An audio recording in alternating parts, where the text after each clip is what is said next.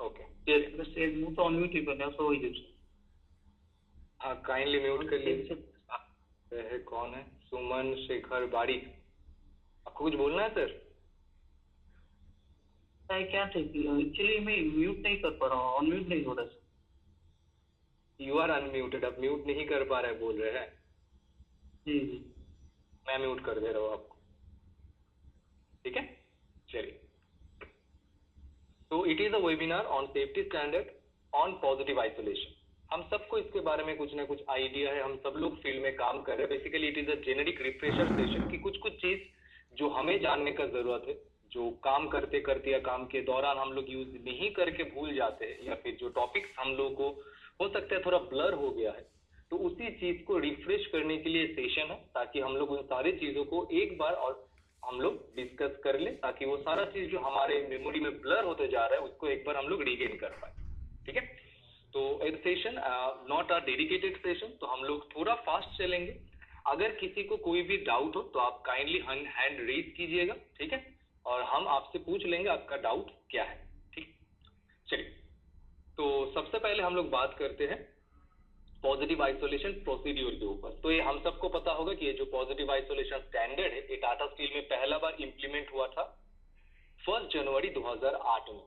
और टाटा स्टील में जब भी हम लोग कोई ऐसा स्टैंडर्ड को रोल आउट करते हैं तो वो नॉर्मली वर्बल नेचर में हम लोग रोल आउट नहीं करते हैं, तो उसको हम लोग as a written and approve document के फॉर्मेट में रोल आउट करते हैं।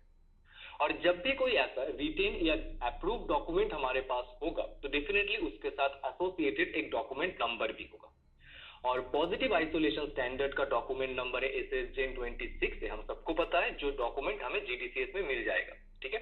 ये जो पर्टिकुलर डॉक्यूमेंट है 1 जनवरी 2008 में पहला बार ये डॉक्यूमेंट को इंप्लीमेंट किया गया, स्टैंडर्ड को इंप्लीमेंट किया गया। और अभी तक ये स्टैंडर्ड ऑलरेडी 14 दफा या 14 टाइम्स एक डॉक्यूमेंट या स्टैंडर्ड रिवाइज किया जा चुका है। और इसका जो लास्ट रिवीजन हुआ था वो रिवीजन आया था 29 फरवरी 2024 में। तो अभी हम लोग 14th रिवीजन के इस स्टैंडर्ड के। तो बात करते हैं स्टैंडर्ड के पॉलिसी स्टेटमेंट के बारे में। हम सबको पता है कि पॉजिटिव आइसोलेशन स्टैंडर्ड का पॉलिसी बात हम हेलो या जी बोलिए। हेलो, मैं आपको सुन पा रही हूँ। क्या लग रहा है? हेलो जी बोलिए। बोलो, आपको कुछ डाउट है सर? किस लिए? हेलो, ये बैरिंग हमारा इसका है, पेपर रोलर बैरिंग जो है और स्टील का। Just muting. चलिए,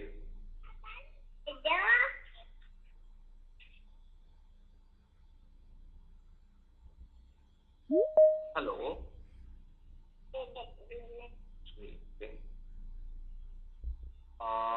या पता नहीं। चलिए, आगे बढ़ते हैं जो हम लोग डिस्कस कर रहे थे उसके ऊपर। तो पॉजिटिव आइसोलेशन स्टैंडर्ड का पॉलिसी स्टेटमेंट हमें क्या बोलता है कि जो भी जॉब हमें करना है उस जॉब को हमें सेफली करना है। कोई भी अनसेफ काम हमें नहीं करना है जिससे कंपनी का प्रोडक्शन बढ़े या कंपनी का ब्रेकडाउन टाइम कम हो, या फिर ऐसा कोई भी अनसेफ काम हमें नहीं करना है जिससे हमारा एफर्ट कम हो या हमारा कन्वीनियंस कम। तो इन शॉर्ट और इन अ नटसेल, जो भी जॉब हमें करना है फील्ड में या प्लांट में, जो भी काम हम लोग कर रहे हैं उस काम को सेफली करना इस पर्टिकुलर स्टैंडर्ड का मेन मोटिव है। कोई भी अनसेफ काम ऐसा हमें नहीं करना है जो अनसेफ काम के चलते कंपनी का प्रोडक्शन बढ़े या कंपनी का ब्रेकडाउन टाइम कम हो। साथ ही साथ ऐसा भी कोई अनसेफ काम हमें नहीं करना है जो मेरे कन्वीनियंस को या मेरे एफर्ट को कम करने के लिए, ठीक है?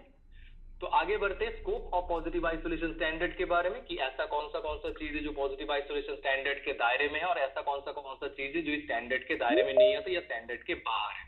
तो याद रखिएगा, आज या अभी जो सारा चीज हम लोग डिस्कस कर रहे होंगे या फिर पॉजिटिव आइसोलेशन जो सारे चीज के ऊपर डिस्कस करता है वो सिर्फ और सिर्फ कोई भी इक्विपमेंट को कैसे आइसोलेट करके पॉजिटिवली लॉक किया जाए, सिर्फ उसी के ऊपर बात कर रहा होता है। उसके साथ अगर कोई गुड प्रैक्टिस जो पहले से टाटा स्टील में मौजूद है, से फॉर एग्जांपल कोई भी जॉब हमें अगर फील्ड में करना है तो उसके लिए हमें वर्क परमिट लेना होता है। कोई भी नॉन डेजिग्नेटेड प्लेस में अगर मुझे कोई गैस कटिंग या वेल्डिंग रिलेटेड एक्टिविटी को मुझे परफॉर्म करना है तो उसके लिए मुझे हॉट वर्क परमिट लेना होता है, कोई भी गैस रिलेटेड एरिया में अगर मुझे कोई भी जॉब करना है तो उसके लिए अलग से हमें गैस सेफ्टी का क्लियरेंस लेना होता है। तो इन सब का पॉजिटिव आइसोलेशन के साथ कोई भी लिंक नहीं है। दैट्स मीन कोई भी इक्विपमेंट में काम करने के लिए हमने पॉजिटिव आइसोलेशन लिया है, इसका मतलब ये नहीं है कि उस जॉब को करने के लिए ये सारा स्टैंडर्ड, ये सारा सिस्टम का जरूरत हमें नहीं होगा। जिस जॉब के लिए हमें जिस स्टैंडर्ड या जिस सिस्टम का जरूरत था, उस इक्विपमेंट में पॉजिटिव आइसोलेशन लेने के बाद भी उस जॉब को करने के लिए हमें उसका रिक्वायरमेंट रहेगा। तो पॉजिटिव आइसोलेशन क्या कर रहा होगा? तो पॉजिटिव आइसोलेशन एडिशनली हमें इस चीज को इंश्योर कर रहा होगा कि जो भी जॉब हम लोग कर रहे हैं, जो भी इक्विपमेंट में काम हम लोग कर रहे हैं, विदाउट टेकिंग माय परमिशन उस इक्विपमेंट को दोबारा से चालू कोई नहीं कर पाएगा। ठीक है, वर्क परमिट सिस्टम स्टैंडर्ड हम सबको पता है, the document number is SSJN 25। Next हम लोग बात करते हैं एग्जेम्पशंस के बारे में कि ऐसा कौन सा चीज है जो पॉजिटिव आइसोलेशन स्टैंडर्ड से एग्जेम्प्टेड है। तो याद रखना है हमें कि कोई भी electrical building maintenance related activity जहां पे voltage level in case of AC अगर 250 वोल्ट एसी है and in case of DC अगर 220 वोल्ट डीसी है, तो उस पर्टिकुलर जॉब को करने के लिए हमें अलग से पॉजिटिव आइसोलेशन लेने का जरूरत नहीं है। इसका मतलब ये नहीं है कि मुझे वर्क परमिट नहीं चाहिए, इसका मतलब ये नहीं है कि मुझे उस काम को करने के लिए उसके पावर को बंद नहीं करना। तो क्या नहीं करना है हमें वहां पे पॉजिटिवली लॉक करने का या ताला लगाने का जरूरत हमें नहीं है। तो कोई भी ऐसा electrical building maintenance job like tubelight कहीं पे हम लोग चेंज कर रहे हैं, फैन का कोई काम कर रहे हैं, पीसी में कुछ काम कर रहे हैं, तो इन सब पर्पस के लिए अगर voltage level in case of AC 250 volt AC है उससे नीचे है and in case of DC अगर 220 वोल्ट डीसी है उससे नीचे है, तो उस जॉब के लिए हमें पॉजिटिव आइसोलेशन का जरूरत नहीं है। बट इस केस में एक प्रोबेबिलिटी रह जाता है कि कोई दूसरा बंदा आके गलती से उस इक्विपमेंट को चालू कर दे, ताकि उस चीज को हम लोग ओमिट कर पाए, ताकि वो प्रोविजन या प्रॉब्लम ना रहे। तो इसके लिए आज के दिन हम लोग ऐसा एमसीबी लॉकआउट का इस्तेमाल करते हैं। तो कोई भी जगह पे जब भी हम लोग पावर को बंद कर रहे हैं तो ऐसा लॉकआउट अगर हमारे पास अवेलेबल है, अदरवाइज एटलीस्ट एक डेंजर टैग हम लोग वहां पे प्लेस कर देते हैं ताकि कोई भी अगर वहां पे आए तो उनको उस बंद किया हुआ सोर्स को देख के ये ना फील हो कि वो ट्रिप हो गया है, एटलीस्ट उनको ये समझ में आए कि कोई उसको इंटेंशनली बंद करके उस इक्विपमेंट में कोई जॉब परफॉर्म कर रहे हैं। ठीक है, that is the main purpose of this MCB lockout और टैगिंग।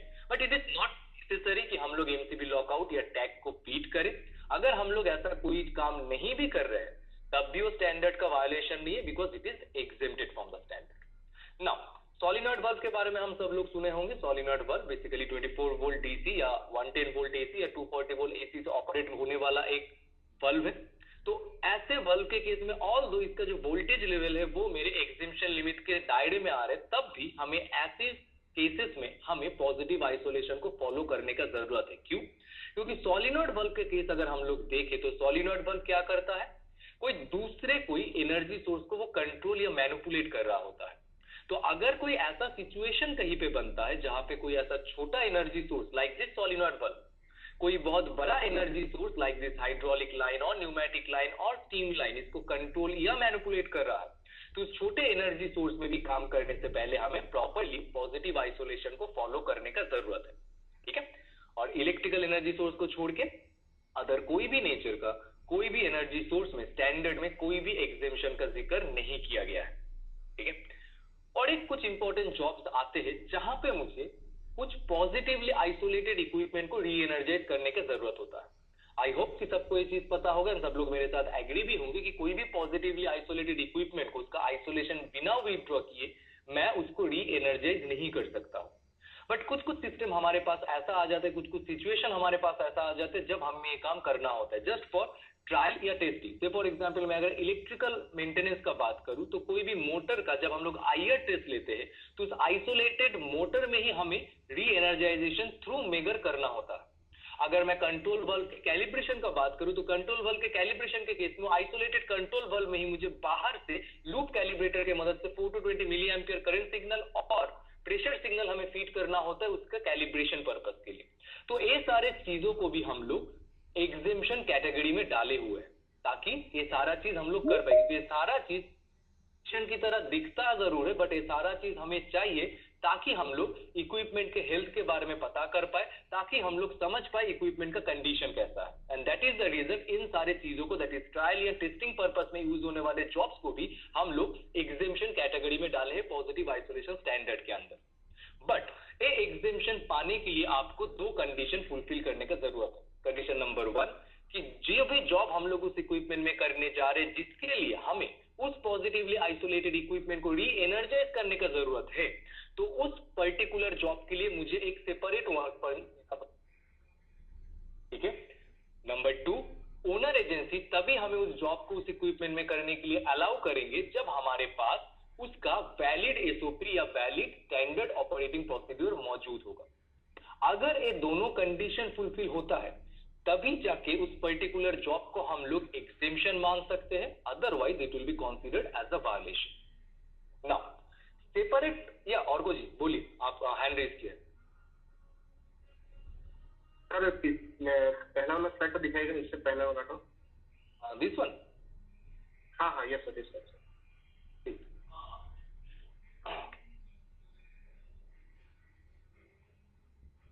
बोलिए। नहीं सर नोट्स लेना था। हो गया sir, thank you sir. Okay चलिए, जो चीज मैं डिस्कस कर रहा था कि सेपरेट वर्क परमिट, अभी सेपरेट वर्क परमिट का कॉन्सेप्ट ये नहीं है, ऐसा मत सोचिएगा आप लोग कि हमें 2 परमिट चाहिए, एक परमिट उस इक्विपमेंट को आइसोलेट करने के लिए, फिर और एक परमिट चाहिए उस इक्विपमेंट में जॉब करने के लिए, ऐसा नहीं।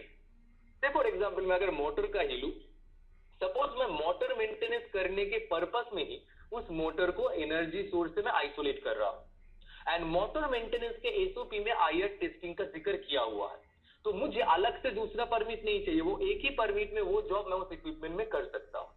बट से फॉर एग्जाम्पल मैं किसी दूसरे जॉब के लिए, सपोज मोटर में कुछ इशू नहीं था बट मोटर के कपलिंग में कुछ इशू था, जिसके चलते मोटर को एनर्जी सोर्स से आइसोलेट किया गया, और कपलिंग में वो काम करते करते मुझे अभी फील हुआ कि मुझे उस इक्विपमेंट में मेंटेनेंस भी करना है, तो सेम परमिट के बिहाफ पे मैं उस मोटर में मेंटेनेंस और नहीं कर सकता हूं। क्यों? क्योंकि उसमें एक ऐसा पार्ट आ रहा है जब मुझे उस मोटर का आईआर वैल्यू लेना पड़ेगा, जिसके लिए मुझे उस मोटर के टर्मिनल्स को एक्सटर्नली री एनर्जाइज करने का जरूरत है। तब मुझे क्या करना है, तब मुझे मोटर मेंटेनेंस के नाम से एक नया वर्क परमिट लेना होगा, उसके बिहाफ में मैं उस इक्विपमेंट में आईआर टेस्टिंग या री एनर्जाइजेशन फॉर द टेस्टिंग पर्पस वो काम मैं कर सकता हूं, अदरवाइज नहीं। आई होप ये चीज सबको क्लियर होगा। तो आगे बढ़ते हैं, बात करते हैं कुछ इंपॉर्टेंट डेफिनेशंस के बारे में। ये सारे इंपॉर्टेंट डेफिनेशंस हमें जानने का जरूरत इसलिए है ताकि हम लोग स्टैंडर्ड को और अच्छे से एंड और सीरियसली समझ पाए, स्टैंडर्ड के महत्व को हम अच्छे से समझ पाए, ठीक है।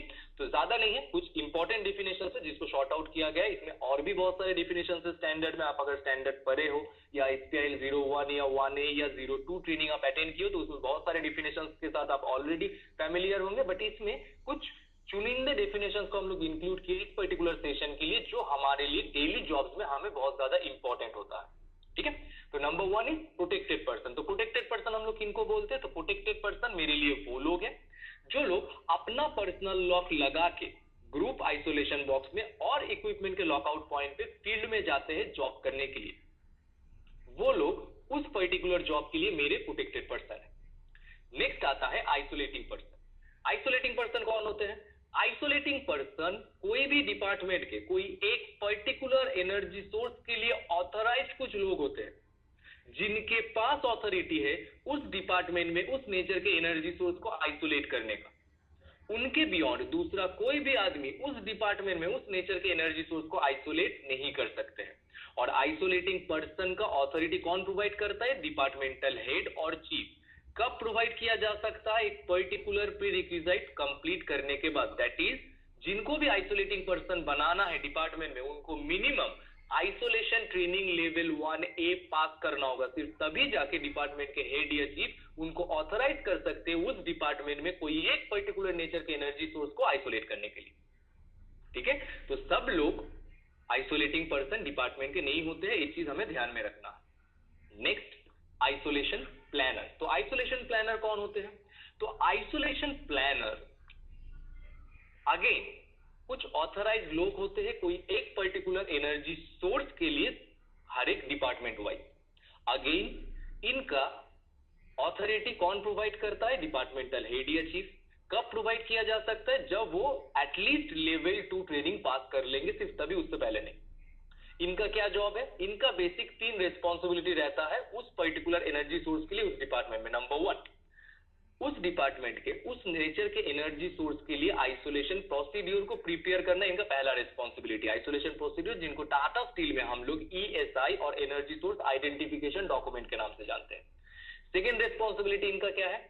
उस पर्टिकुलर डॉक्यूमेंट को मेंटेन करना, ये ESI डॉक्यूमेंट को मेंटेन करना। और इनका तीसरा रिस्पॉन्सिबिलिटी है अपने आइसोलेटिंग पर्सन को उस आइसोलेशन प्रोसीड्यूर या ESI डॉक्यूमेंट के ऊपर ट्रेनिंग देना।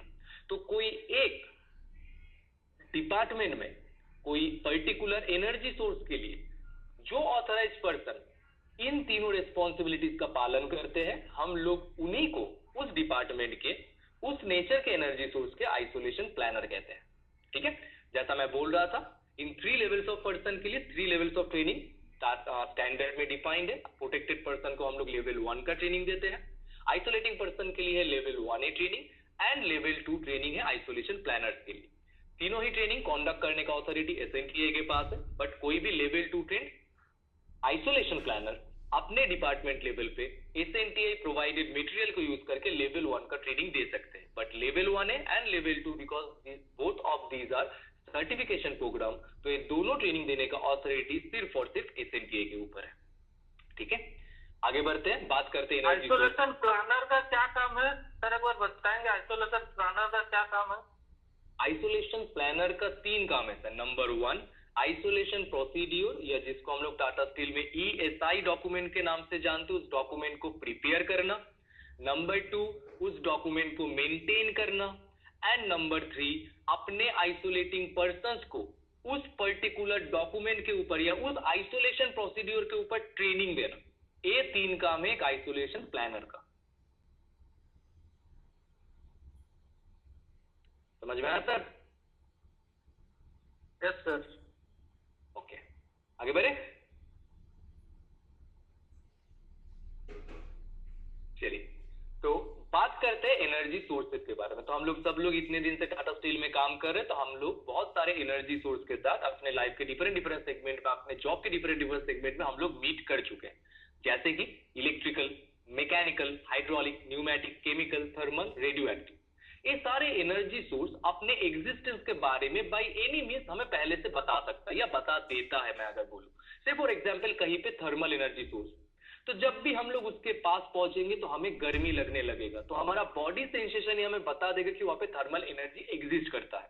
से फॉर एग्जांपल कहीं पे इलेक्ट्रिकल एनर्जी सोर्स है, तो इलेक्ट्रिकल एनर्जी सोर्सेस के केस में आपको दिखेगा कि जहां पे भी ऐसा सोर्सेस रहता है वहां पे मोस्टली एक कॉशन बोर्ड लगा हुआ रहता है, जिसमें स्कल बोन के साइन के साथ डेंजर एंड क्या वोल्टेज लेवल है वो मेंशन किया हुआ रहता है, ताकि कोई वहां पहुंचे।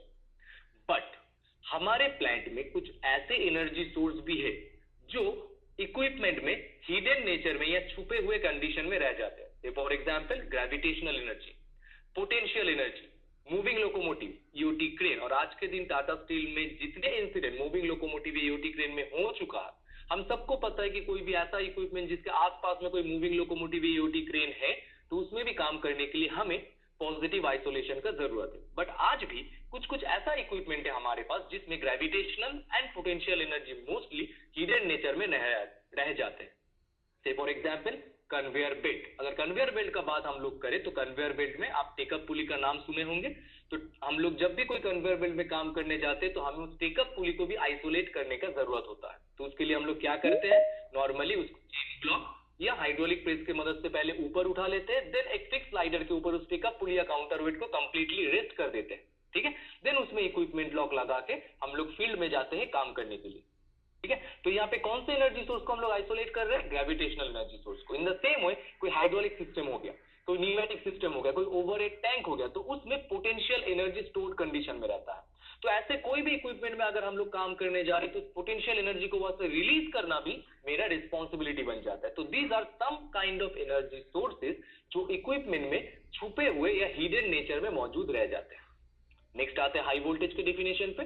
तो जो लोग इलेक्ट्रिकल के वो लोग मेरे साथ एग्री होंगे, जो लोग नॉन इलेक्ट्रिकल बैकग्राउंड से उनके लिए हम बता देते हैं कि as per the I rule, I in the sense electrical Indian electricity standard या Indian electricity rule, as per that I rule कोई भी voltage that is above 650 volt उसको हम लोग हाई वोल्टेज की तरह क्लासिफाई करते हैं, ठीक है।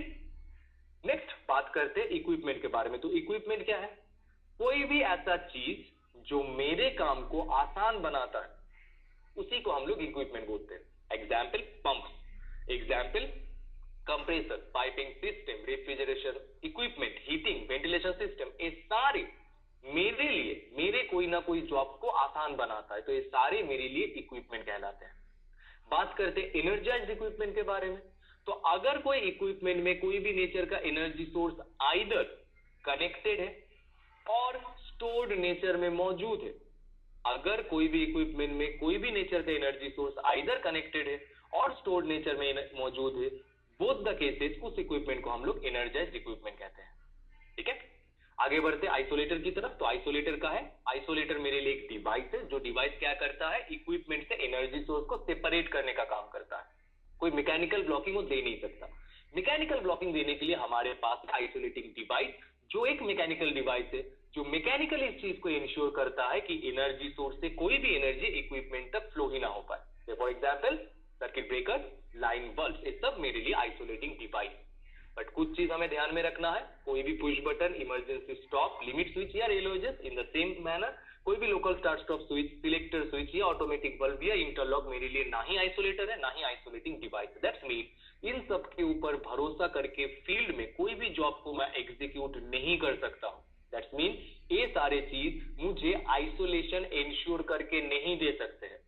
अगर मुझे कोई भी इक्विपमेंट में आइसोलेशन या पॉजिटिव आइसोलेशन को इंश्योर करना है तो थ्रू आइसोलेटिंग डिवाइस और आइसोलेटर ही करना है। इन सब चीजों के ऊपर मैं आइसोलेशन के लिए भरोसा नहीं कर सकता हूं, बिकॉज कोई अगर चाहे इन सारे चीजों को बाईपास करके भी उस इक्विपमेंट को चालू किया जा सकता है। दैट इज द रीजन इन सबको हम लोग आइसोलेटिंग डिवाइस या आइसोलेटर की तरह ट्रीट नहीं करते हैं।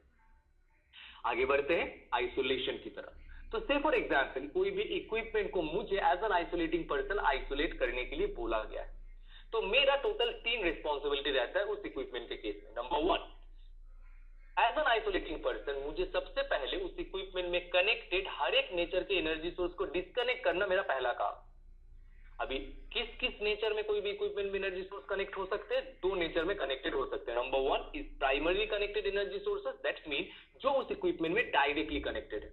And number 2 secondarily connected energy sources जो उस इक्विपमेंट में बैक फीड के रास्ते या लूप के रास्ते वापस आ सकते हैं। तो एज एन आइसोलेटिंग पर्सन इन दोनों ही नेचर के एनर्जी सोर्स को डिस्कनेक्ट करना इज माई फर्स्ट रिस्पॉन्सिबिलिटी। मेरा दूसरा रिस्पॉन्सिबिलिटी क्या है? उस इक्विपमेंट में अगर कोई भी नेचर का स्टोर्ड या रेसिडुअल एनर्जी मौजूद है उसको वहां से रिमूव करना मेरा दूसरा रिस्पॉन्सिबिलिटी है। और मेरा तीसरा रिस्पॉन्सिबिलिटी क्या है? कोई भी अनऑथराइज्ड पर्सन आके अनऑथराइज्ड वे में और एक्सीडेंटली उस इक्विपमेंट को वापस से चालू ना कर पाए, इस चीज को इंश्योर करना मेरा तीसरा रिस्पॉन्सिबिलिटी है। और जब कोई इक्विपमेंट के केस में मैं इस तीनों रिस्पॉन्सिबिलिटीज का पालन करता हूं, सिर्फ तभी जाके मैं कह सकता हूं कि वो इक्विपमेंट एनर्जी सोर्स से आइसोलेट हुआ है, अदरवाइज नहीं। और जिस डॉक्यूमेंट में कैसे कोई इक्विपमेंट को एनर्जी सोर्स से आइसोलेट किया जाना चाहिए उसका step by step procedure mention रहता है, उसी डॉक्यूमेंट को हम लोग कहते हैं आइसोलेशन प्रोसीड्यूर, जिसको टाटा स्टील में हम लोग ESI और एनर्जी सोर्स आइडेंटिफिकेशन डॉक्यूमेंट के नाम से जानते हैं। ठीक है, बात करते हैं लॉकआउट पॉइंट के बारे में। तो कोई बोलिए सर एक क्वेश्चन बोलिए श्योर। सर जो बोले आप आइसोलेटर को हम आइसोलेट करना है, एक्चुअली एक तो फीडर है सर हम लोग, तो उसमें दोनों एक फीडर से 2 फीडर को पार किया है। ओके, तो हम लोग क्या किया ना, एक तो फीडर का पावर निकल दिया और एक तो चार्ज हुआ, तो वो जो निकल दिया उसको कैसे आइसोलेशन करेंगे? एक को फीडर को निकाल दिया मतलब मैं समझा नहीं सर, आप क्या किए? एक तो फीडर से 2 पावर गया सर, दो जगह में पावर गया। वेरी गुड जी सर। अभी हम लोगों को एक शॉट डाउन लिए थे, एक्चुअली एक तो फीडर को निकाल दिया, उसमें तो मोटर था कनेक्टेड, तो उसको कैसे भी आइसोलेट हम करें? जो केबल डिस्कनेक्ट होगी उस मोटर साइड वो फीडर से, लेकिन दूसरा वाला जो एक ही तो उसका आइसोलेटिंग पॉइंट है। आप बोल रहे कि एक फीडर है आपका जिससे 2 मोटर चार्ज हुआ है और आपको एक मोटर को आइसोलेट करना है, दूसरा मोटर रहेगा। यही है ना क्वेश्चन? नहीं सर अभी एक तो आइसोलेट हो गया है, तो मोटर एक तो हम डिस्कनेक्ट करते हैं वो फीडर से, और दूसरा वाला अभी चल रहा है, तो फीडर वो जो आइसोलेटर अभी तो ऑन कंडीशन है ना, तो अभी दूसरा जो मोटर है इसको हम उसमें हम काम करना चाहते हैं। जो मोटर नॉन डिस्कनेक्ट जो फीडर से अभी भी फीड हो रहा है उसमें, हाँ जो डिस्कनेक्ट हो गया, जो डिस्कनेक्ट हो गया सर, कनेक्ट कैसे किया? नहीं सर सुनिए, वो तो कनेक्ट नहीं हुआ ना, वो निकल दिए, तो और एक तो चल रहा है, तो जो डिस्कनेक्ट हुआ उसको कैसे आइसोलेशन करेंगे, उसको कैसे सर दिखाएंगे जो आइसोलेट हुआ? देखिए पहला बात, जो मोटर डिस्कनेक्टेड है उसको, हाँ सुन पा रहे हैं मेरा बात? हेलो जी जी जी क्या पहला बात क्या बोलिए? कोई मोटर को अगर आप टर्मिनल से डिस्कनेक्ट कर दे रहे हो, ठीक है, से फॉर एग्जाम्पल को मुझे ईआरएस भेजना है, तो हम लोग क्या करते हैं, मोटर डिस्कनेक्ट कर देते हैं, करके उसको भेजते हैं। अभी एक सेम लाइन पे अलाइन हो रहा है कि आपने फीडर से उसका जो फीडिंग केबल है उसको आपने डिस्कनेक्ट कर दिया। जी सर, आइदर वहां से किए या टर्मिनल से किए, कोई एक जगह से ही करना है आपको केबल डिस्कनेक्ट, आइदर फीडर तो टर्मिनल से करें, फीडर से किए, फीडर से कर दिए, फीडर से उसको हाँ आइसोलेशन कर डिस्कनेक्ट कर दिया। डिस्कनेक्ट मोटर के केस में वो एक आइसोलेटेड मोटर बन जाता है, मतलब अभी वो एक सिंगल मोटर है, it is not any more connected system, तो उसके लिए आइसोलेशन वैसे नहीं है, मतलब आइसोलेशन प्रोसीड्यूर उसके लिए वैसे एप्लीकेबल नहीं है। अभी आप बोल सकते हो कि कोई चाहता है तो केबल को लगा सकता है, वहां पे लगा के उसको चार्ज कर सकता है, बट क्योंकि केबल ही डिस्कनेक्टेड जी, तो उसमें तो आइसोलेशन है ना सर? नो तो नहीं सर, एक्चुअली अभी मोटर मेंटेनेंस के लिए कोई जा रहा है, तो अभी प्रोसीड्यूर आप मेंटेनेंस कैसे करेंगे, तो आपको पॉजिटिव आइसोलेशन एक तो दिखाना पड़ेगा ना, जहाँ पॉजिटिव आइसोलेशन हुआ है हम लोग काम करेंगे। तो बेसिकली उस केस में क्या किया जाता है, जब भी ऐसे फीडर से हम लोग डिस्कनेक्ट कर रहे हैं ना उसको, मोटर को फीडर से डिस्कनेक्ट कर दिया, आइसोलेशन मतलब पहले फीडर को आइसोलेट किए, फिर उसको फीडर से केबल को डिस्कनेक्ट कर दिए, केबल के ऊपर जो भी टेपिंग आप किए होंगे वो सारा चीज करने के बाद, क्योंकि वहां पे आपके पास प्रोविजन नहीं है ताला लगाने का या कोई आइसोलेटिंग डिवाइस नहीं है, तो उस केस में डिपार्टमेंटल हेड जो है एंड आइसोलेशन प्लानर से डिस्कस करके एक राइटिंग में उसका नोट्स लेके उसमें काम किया जाता है। नॉर्मली ईआरएस के केस में ऐसा प्रॉब्लम नहीं है, बट क्योंकि आप ही के एरिया में और केबल क्योंकि पैनल में अभी मौजूद है, तो इसलिए it is better isolation planner जो भी है, जिन्होंने भी आइसोलेशन प्रोसीजर को डेवलप किया है, and as well as owner of the energy source, normally electrical energy source है तो डिपार्टमेंट के इलेक्ट्रिकल मेंटेनेंस के हेड जो है वो उसके ओनर होते हैं उस डिपार्टमेंट में, तब उनसे डिस्कस कर इक्विपमेंट में जॉब कर सकते हैं। एंड राइटिंग में सारा प्रोसीड्यूर होना चाहिए कि हम लोग इसको ऐसे किए एंड इस मैनर में हम लोग इस इक्विपमेंट में काम करेंगे, देन इट इज पॉसिबल उसमें काम करना। बट वो रिटन एक तो देना पड़ेगा उसको नहीं ऑफ द एनर्जी सोर्स के कॉन्फिडेंस में होना चाहिए, correct? But most of the case तो ज्यादा ये नहीं करते हैं, बट अगर कहीं पे प्रोविजन नहीं है तो इफ पॉसिबल प्रोविजन वहां पे क्रिएट कर लेना इज फार बेटर, कि इस प्रिंसिपल मतलब ये जो चीज आप बोले मुझे, जो प्रैक्टिस आप मुझे बोले, इसको फॉलो करने से होगा कि आप वहां पे कोई एक प्रोविजन क्रिएट कर लो, इट इज मोर सेफ, उससे भी ज्यादा सेफ होगा, ठीक है? अगर पॉसिबिलिटी है तो इट इज प्रेफरेबल कि आप वहां पे प्रोविजन क्रिएट कर लीजिए। मोस्ट ऑफ द केसेस में, जैसे आई एम फ्रॉम कलिंगनगर, तो इस केसेस में हम लोग क्या करते हैं कि ऐसा प्रोविजन मोस्टली क्रिएट कर लेते हैं वहां पे, कि उसको हम लोग आइसोलेट कर पाए, वो और सेफ हो जाता है जॉब पे। हाँ तो वही सर, आइसोलेट नहीं हो सकता ना वो जगह में, एक जगह ऐसा है जहाँ आइसोलेट नहीं हो पा रहा। हाँ, तो इसीलिए मैं बोल रहा कि departmental owner of the energy source को आपको कॉन्फिडेंस में लेके और उनके नॉलेज में रख के सारा सेफ्टी प्रोसीड्यूर को बाकी जो है उसको फॉलो करते हुए आपको काम करना है। आप बिना उनको बताए काम नहीं कर सकते। नहीं उनको पता नहीं छोटी से, हम लोग तो इलेक्ट्रिकल है, ठीक है, मैकेनिकल को शटडाउन मेंटेनेंस लेगा तो उन लोग तो उनको चाहिए ना आइसोलेशन। हाँ, दोनों ही चाहिए। ओनर ऑफ द एनर्जी तो देखिए इलेक्ट्रिकल है तो इलेक्ट्रिकल से ही बात करना है उनको कि सर ऐसा इस इक्विपमेंट में काम है, हम लोग करने जा रहे हैं आइसोलेशन, बट इसमें ये प्रोविजन नहीं है तो क्या करना है, तो उसका एक प्रिस्क्राइब कुछ प्रोसीड्यूर वो लोग इंटरनली डेवलप रहेगा या फिर एटलीस्ट रिटेन रहेगा कि आप ऐसे काम कर सकते हैं, देन वो मैकेनिकल को मिलेगा तो वो उसके भी आप में काम करेंगे, बट कॉन्फिडेंस उनका चाहिए, इलेक्ट्रिकल का ही चाहिए क्योंकि electrical energy source. Okay, thank you. और कुछ डाउट सर? और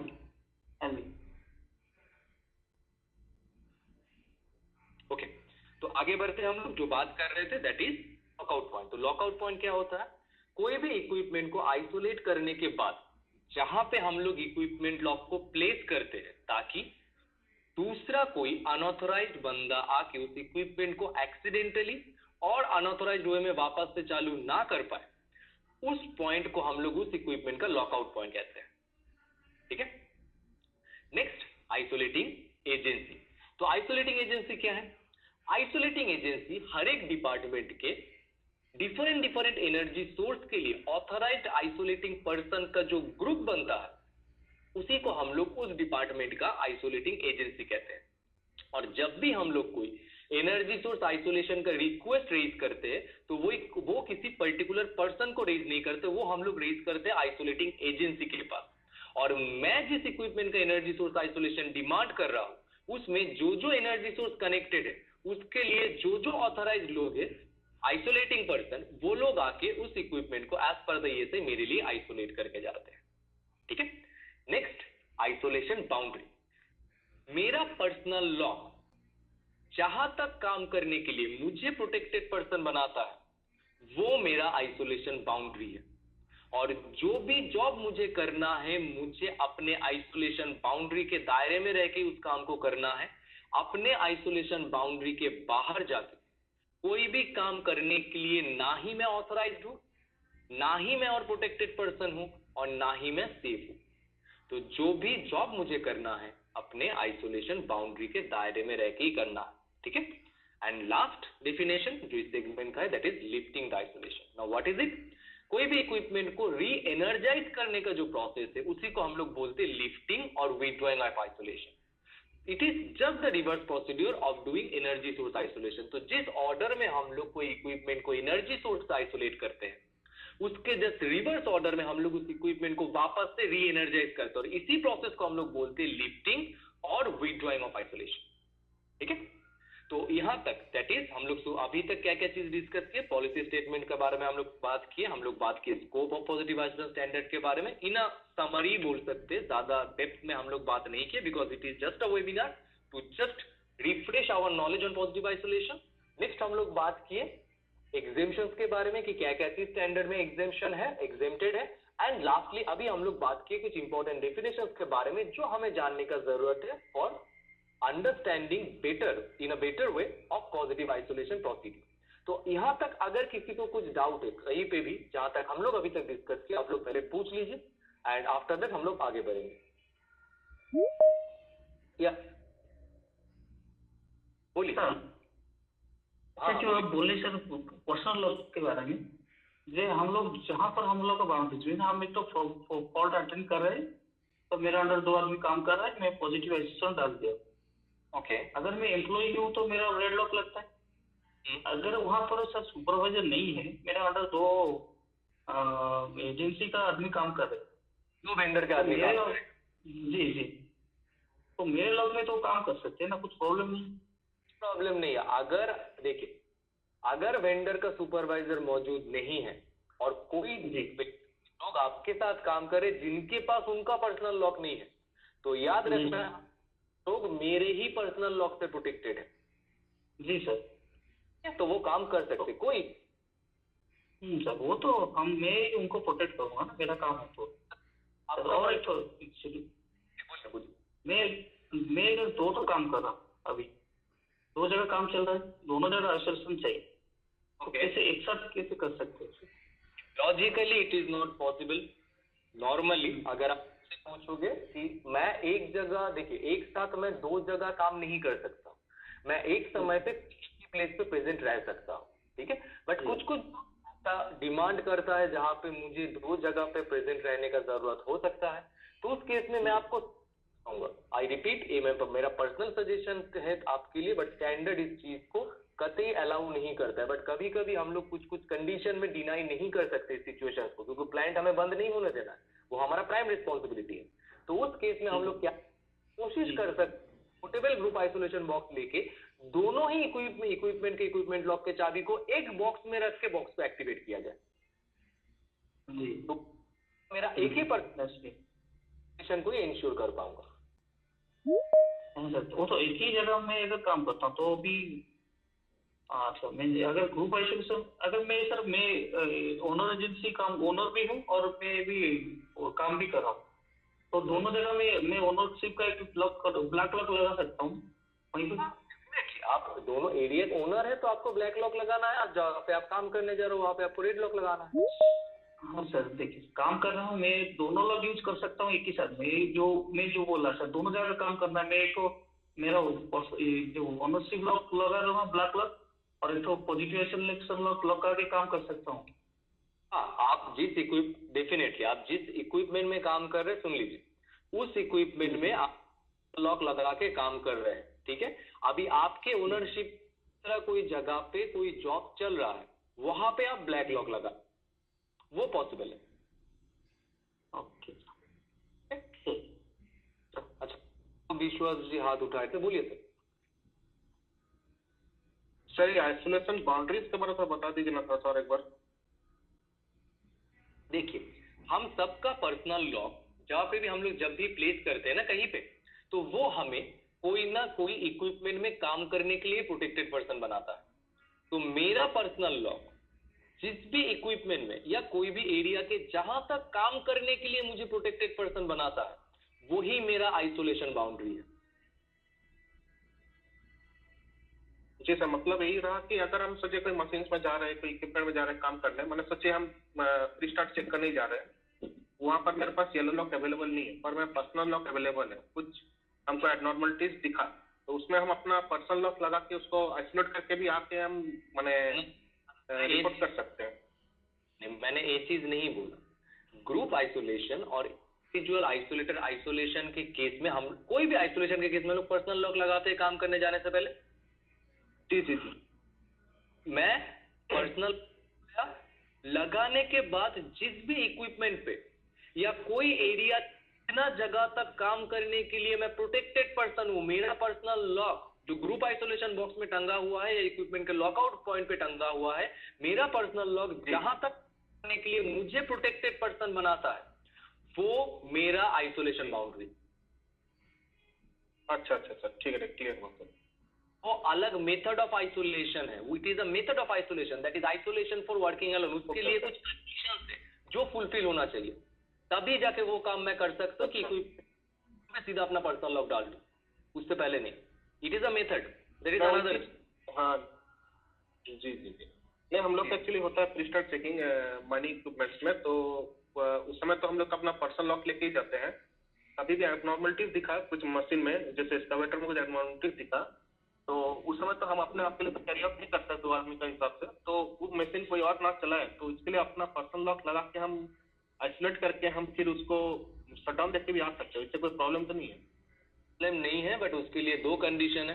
कंडीशन नंबर 1, जो भी एनर्जी सोर्स उस इक्विपमेंट में है, उस इक्विपमेंट का, उस एनर्जी सोर्स का ऑथराइज्ड आइसोलेटिंग पर्सन आपको होना है। कंडीशन नंबर 1 ही हो गया।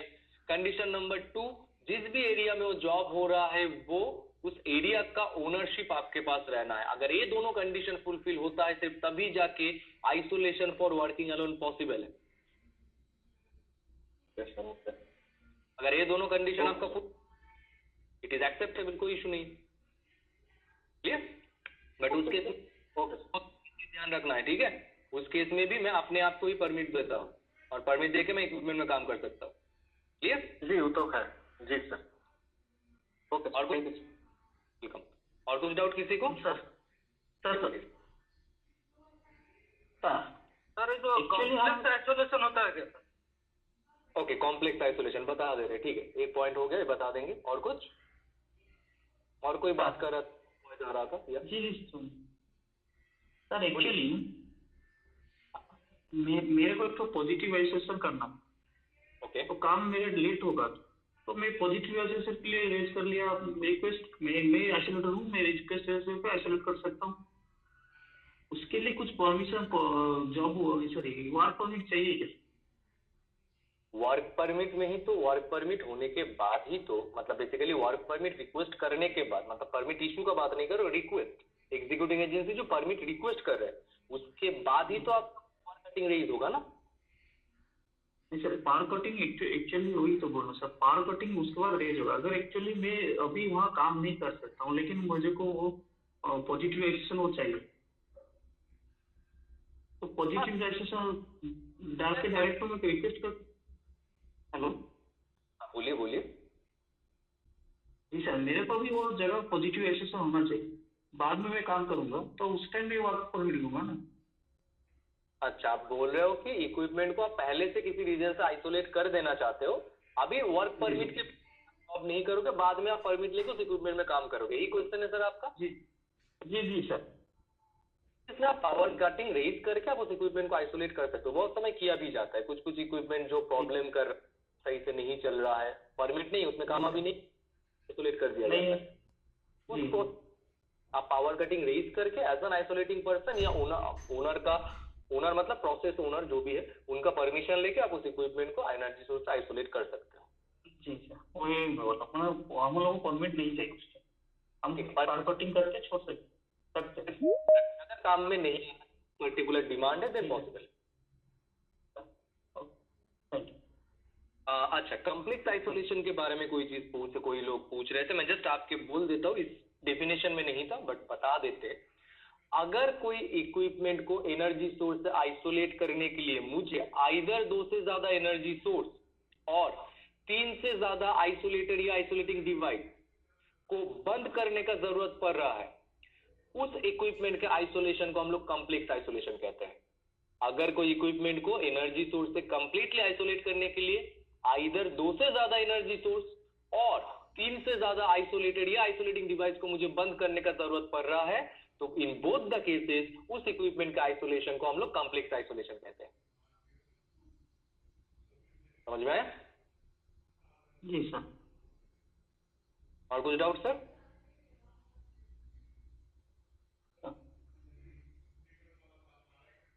चलिए, अगर नहीं है तो आगे बढ़ते हम लोग, तो बात करते हैं पॉजिटिव आइसोलेशन के बेसिक कॉन्सेप्ट के बारे में। तो टाटा स्टील में जब 1 जनवरी 2008 में पहला बार इस स्टैंडर्ड को रोल आउट किया गया था, इस स्टैंडर्ड एक पर्टिकुलर स्लोगन के साथ रोल आउट हुआ था। स्लोगन क्या था? That is my life is my life. और अपने जिंदगी को अपना बोलने के लिए काम करने के समय मुझे चाहिए था कुछ एश्योरेंस। नंबर 1, जिस भी इक्विपमेंट में मैं काम करने जा रहा हूं उस इक्विपमेंट का सही तरीके से आइसोलेशन होना चाहिए। That is assurance for the correct isolation मुझे सबसे पहले मिलना चाहिए। एंड नंबर 2, जब तक मैं उस इक्विपमेंट में काम कर रहा हूं, मुझसे बिना पूछे उस इक्विपमेंट को दोबारा से कोई चालू नहीं कर पाना चाहिए। That is assurance that equipment cannot be energised till the person has completed the job. अगर ये दोनों एश्योरेंस हमें मिल पाता है, तभी जाके मैं कॉन्फिडेंटली अपने जिंदगी को अपना या my life is my life बोल पाऊंगा। तो हमें करेक्ट आइसोलेशन का एश्योरेंस देने के लिए हमारे पास क्या है? 2 डॉक्यूमेंट है। डॉक्यूमेंट नंबर 1 इज ESI और energy source identification document, and दूसरा डॉक्यूमेंट है एग्रीडिएशन और authorization list of isolating person. ये दोनों डॉक्यूमेंट कलेक्टिवली हमें करेक्ट आइसोलेशन का एश्योरेंस प्रोवाइड करते हैं। ठीक है? और आइसोलेशन लॉक हमें ये चीज का एश्योरेंस देता है कि जब तक मैं फील्ड में काम कर रहा हूं, मुझसे बिना पूछे उस इक्विपमेंट को चालू कोई नहीं कर पाएगा। बेसिकली आइसोलेशन लॉक को हम लोग 2 कैटेगरीज में डिवाइड करते हैं। एक को हम लोग बोलते हैं सिस्टम लॉक, एक को हम लोग बोलते हैं पर्सनल लॉक।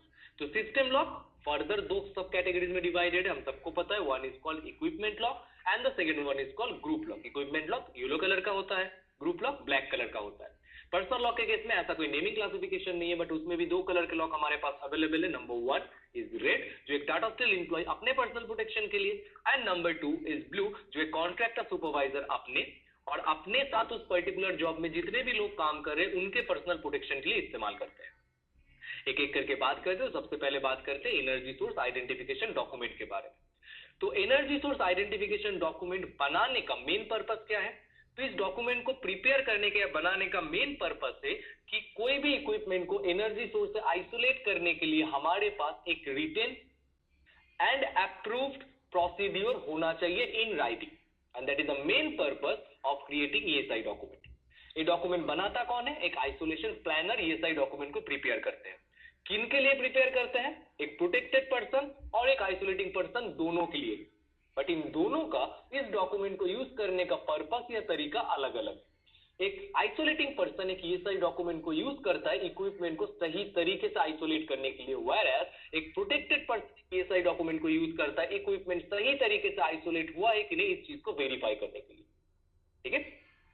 तो एक ESI डॉक्यूमेंट में बहुत सारा चीज आपको मेंशन किया हुआ मिलेगा, बट उसमें 3 मेजर पॉइंट्स या 3 मेजर चीज हमेशा आपको मिलेंगे। नंबर 1 द आइसोलेशन पॉइंट, कि कहां पे आपको आइसोलेट करना है। नंबर 2 मेथड ऑफ आइसोलेशन, कैसे आइसोलेट करना है। And number 3 the locking point, कि आइसोलेट करने के बाद कहां पे मुझे ताला लगाने का जरूरत है ताकि उस इक्विपमेंट का कोई भी दूसरा अनऑथराइज्ड आदमी आके उस इक्विपमेंट को वापस से एक्सीडेंटली और अनऑथराइज्ड वे में चालू ना कर पाए। ठीक है, तो मान लेते हैं कि हमारे पास ऐसा कोई इक्विपमेंट है हमारे डिपार्टमेंट में जो या जिसमें एक सिंगल नेचर का एनर्जी सोर्स ही कनेक्टेड है। तो उस इक्विपमेंट का जो भी एसआई डॉक्यूमेंट होता है वो कुछ ऐसा दिखता है, उसका फॉर्मेट कुछ ऐसा दिखता है जो अभी आपके स्क्रीन में दिख रहा है। ठीक है, इस इक्विपमेंट के केस में कौन से नेचर का एनर्जी सोर्स कनेक्टेड है, उस नेचर का नाम या उस एनर्जी सोर्स का नाम हम लोग इस जगह पे जहां पे अभी मेरा लेजर पॉइंटर मूव कर रहा है यहां पे हम लोग मेंशन करते हैं। ठीक है, इफेक्टिव डेट में हम लोग क्या लिखते हैं, कौन से डेट से डॉक्यूमेंट वैलिड है वो डेट हम लोग यहाँ पे मेंशन करते हैं। कौन से डिपार्टमेंट का एंड कौन से सेक्शन का डॉक्यूमेंट है वो बताने के लिए हम लोग डिपार्टमेंट और सेक्शन का जिक्र करते हैं। एंड देन आ जाते हैं हम लोग एक टेबल पे। टेबल में सीरियल नंबर है, सीरियल नंबर सबसे पहला column, that is 1 2 3 4 till n, जितना भी नंबर आप सीरियली लिख सकते हो इक्विपमेंट वाइज हम लोग लिखते हैं। उसके बाद एक कॉलम है दैट इज इक्विपमेंट डिटेल, जिसके अंदर 2 सब कॉलम से number 1 is equipment name and number 2 is equipment number. तो टाटा स्टील में हम लोग हर एक इक्विपमेंट को कोई ना कोई नाम से एंड उससे भी यूनिकली उस इक्विपमेंट को हम लोग एक पर्टिकुलर नंबर से जानते हैं। तो जब भी हम लोग इस इक्विपमेंट डिटेल वाले कॉलम में उस इक्विपमेंट का नाम एंड नंबर को मेंशन कर देते हैं तो ये डॉक्यूमेंट इस डिपार्टमेंट के, इस सेक्शन के, इस पर्टिकुलर इक्विपमेंट के लिए स्पेसिफिक डॉक्यूमेंट बन जाते हैं, सिर्फ और सिर्फ इसी डिपार्टमेंट के, इसी सेक्शन के, इसी इक्विपमेंट के लिए वैलिड है, दूसरा कोई डिपार्टमेंट के, दूसरा कोई सेक्शन का, दूसरा कोई इक्विपमेंट के लिए नहीं। हमें ये चीज ध्यान रखना है कि एक ESI डॉक्यूमेंट एक इक्विपमेंट स्पेसिफिक डॉक्यूमेंट है जो हर एक इक्विपमेंट के लिए अलग अलग ESI डॉक्यूमेंट हम लोग प्रिपेयर करते हैं। ठीक है, टाइप ऑफ जॉब वाले कॉलम में हम लोग क्या मेंशन करते हैं, इस पर्टिकुलर इक्विपमेंट जिसके लिए भी मैं इस डॉक्यूमेंट को प्रिपेयर कर रहा हूं उस पर्टिकुलर इक्विपमेंट के कंप्लीट लाइफ स्पैन में जितने भी जॉब होने पॉसिबल है वो सारे जॉब्स को हम लोग in generic terminology type of job वाले कॉलम में मेंशन करते हैं। उसके बाद आ जाता है डिटेल्स ऑफ पॉजिटिव आइसोलेशन, जिसके अंदर पहला जो सब कॉलम है that is method of isolation. यहां पे हम लोग स्टेप बाय स्टेप मेंशन करते हैं कि ये जो एनर्जी सोर्स का जिक्र हम लोग ऊपर किए हैं, इस इक्विपमेंट से इस एनर्जी सोर्स को आइसोलेट करने का स्टेप बाय स्टेप प्रोसीड्यूर हम लोग मेथड ऑफ आइसोलेशन वाले कॉलम में मेंशन करते हैं। तो क्या करना है मुझे पता चल गया। उसके बाद मेरे दिमाग में जो सवाल आता है इस मेथड को मुझे अप्लाई कहां पे जाके करना है, जिसका जवाब देता है उसका next column that is location of isolation lock, जिसके अंदर पहला सब कॉलम है पैनल और वर्ब नंबर। तो पैनल या वर्ब में जाके आपको इस मेथड को अप्लाई करना है जिसका जिक्र यहाँ पे किया गया है, उसका जवाब हमें उसके नेक्स्ट कॉलम से मिलता है। उसके बाद मेरे दिमाग में जो सवाल आता है कि ये पैनल या वर्ब टाटा स्टील में कहां पे है, उसका जवाब हमें देता है उसका next column that is substation और मोटर कंट्रोल सेंटर, और बल्ब का लोकेशन वो हमें बताता है। ठीक है, तो क्या करना है हमें पता चल गया, कौन से पैनल या बल्ब में जाके वो मेथड को हमें अप्लाई करना है वो भी हमें पता चल गया इस डॉक्यूमेंट से, एज वेल एज वो पैनल या बल्ब कहां पे है टाटा स्टील में उसका भी लोकेशन हमें पता चल गया। इतना प्रिसाइज वे में एक ESI डॉक्यूमेंट को प्रिपेयर किया जाता है ताकि गलती से भी किसी से कोई गलती ना हो जाए। उसके बाद अगर आइसोलेशन प्लानर कुछ एडिशनल इंफॉर्मेशन आपको देना चाहते हैं regarding the energy source isolation तो वो अपना रिमार्क्स कॉलम में उसको मेंशन करते हैं एंड करने के बाद प्रीपेयर्ड बाय में यहाँ पे साइन करते हैं एंड वो साइन कर देने से ये डॉक्यूमेंट वैलिड नहीं बन जाता। उसके बाद ये डॉक्यूमेंट जाता है owner of the energy source के पास अप्रूवल के लिए। Owner of the energy source जैसा मैंने डिस्कस किया कुछ देर पहले, अगर इलेक्ट्रिकल एनर्जी सोर्स है तो आपके डिपार्टमेंट के इलेक्ट्रिकल मेंटेनेंस के हेड ऑफ द डिपार्टमेंट उसके ओनर है। अगर कोई मैकेनिकल एनर्जी सोर्स है तो आपके डिपार्टमेंट के मैकेनिकल मेंटेनेंस के हेड ऑफ द डिपार्टमेंट उसके ओनर है। जब वो यहाँ पे सिग्नेचर कर देंगे तब जाके सिर्फ हम इस डॉक्यूमेंट को एक वैलिड डॉक्यूमेंट मानेंगे, अदरवाइज नहीं। क्लियर? और आज के दिन सारा ESI डॉक्यूमेंट आपको कहां मिलेगा, GDCS में मिल जाएगा। अब ठीक है, जैसे SOP आज के दिन हम लोग थ्रू GDCS अप्रूवल लेते हैं, इन द सेम वे सारा ESI डॉक्यूमेंट भी आज के दिन हम लोग थ्रू GDCS ही अप्रूवल लेते, तो ये सारा डॉक्यूमेंट आपको GDCS में मिल जाएगा। क्लियर? कोई डाउट है यहां तक? या इस पर्टिकुलर फॉर्मेट के रिगार्डिंग? हाँ ओके, तो ये तो हो गया उन सारे इक्विपमेंट्स के लिए जिसमें एक ही एनर्जी सोर्स कनेक्टेड है। अभी मेरे प्लांट में ऐसे भी बहुत सारे इक्विपमेंट है जिसमें एक से ज्यादा एनर्जी सोर्स कनेक्टेड है, तो उसके लिए क्या होगा कि ये फॉर्मेट और वैलिड नहीं बनता। तो उसके लिए हम लोग फॉर्मेट को थोड़ा चेंज कर लेते हैं और फॉर्मेट कुछ ऐसा दिखता है जो अभी आपके स्क्रीन में दिख रहा है। ठीक है, ज्यादा खास चेंजेस नहीं है। ठीक, अगर सही से हम लोग देखें तो चेंजेस हमें दिख जाएगा। नंबर यह पहला बात है कि यहाँ पे हम लोग कोई भी एनर्जी सोर्स का जिक्र इस वक्त नहीं करते हैं लाइक द प्रीवियस वन, क्योंकि उसमें एक ही एनर्जी सोर्स था तो हम लोग ऊपर मेंशन कर दिए थे, बट इसमें क्योंकि एक से ज्यादा एनर्जी सोर्स है तो यहाँ पे कोई भी एनर्जी सोर्स का जिक्र हम लोग नहीं करते हैं। Effective date, department of section का नाम सेम रीजन से, जिस रीजन से पिछले डॉक्यूमेंट में था, सेम रीजन से इस डॉक्यूमेंट में भी मेंशन है। आ जाते हैं टेबल पे serial number same, equipment detail, equipment का नाम और नंबर सेम। अभी आप देखिए टाइप ऑफ जॉब से पहले हम लोग एक एडिशनल कॉलम को मेंशन किए है by the name of energy source, जिसके अंदर 4 सब कॉलम है, electrical, gas, fluid and other. तो जो भी एनर्जी सोर्स इस पर्टिकुलर इक्विपमेंट में कनेक्टेड है उस वाले कॉलम में हम लोग ES मेंशन करते हैं। और इन case of fluid and other and gas it is preferable कि सिर्फ ES मेंशन करके हम रुक ना जाए। कौन से नेचर का एनर्जी सोर्स है, लाइक एयर भी एक फ्लूइड है, ऑयल भी एक फ्लूइड है, स्टीम भी एक फ्लूइड है।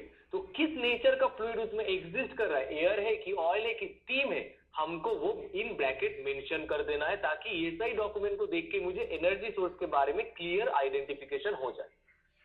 ये टाइप ऑफ जॉब वाले कॉलम में अगेन सेम, उन इक्विपमेंट में जो भी जॉब होने पॉसिबल है in its complete life span, उनको हम लोग in generic terminology type of job वाले कॉलम में मेंशन करते हैं। करने के बाद आपको दिख रहा होगा isolation details of all related energy sources and location of isolation slot, जिसके अंदर 4 सब कॉलम अगेन बनाया हुआ है, जिसमें हर एक एनर्जी सोर्स के रिगार्डिंग उसका मेथड ऑफ आइसोलेशन एंड उसका लोकेशन का जिक्र किया गया है। तो सबसे पहले इलेक्ट्रिकल, उसका method and location and panel number, then gas, उसका मेथड, अगर गैस बल्ब है, यू सील है, वाटर सील है, डैम सील है, जो भी है उसका नंबर एंड लोकेशन।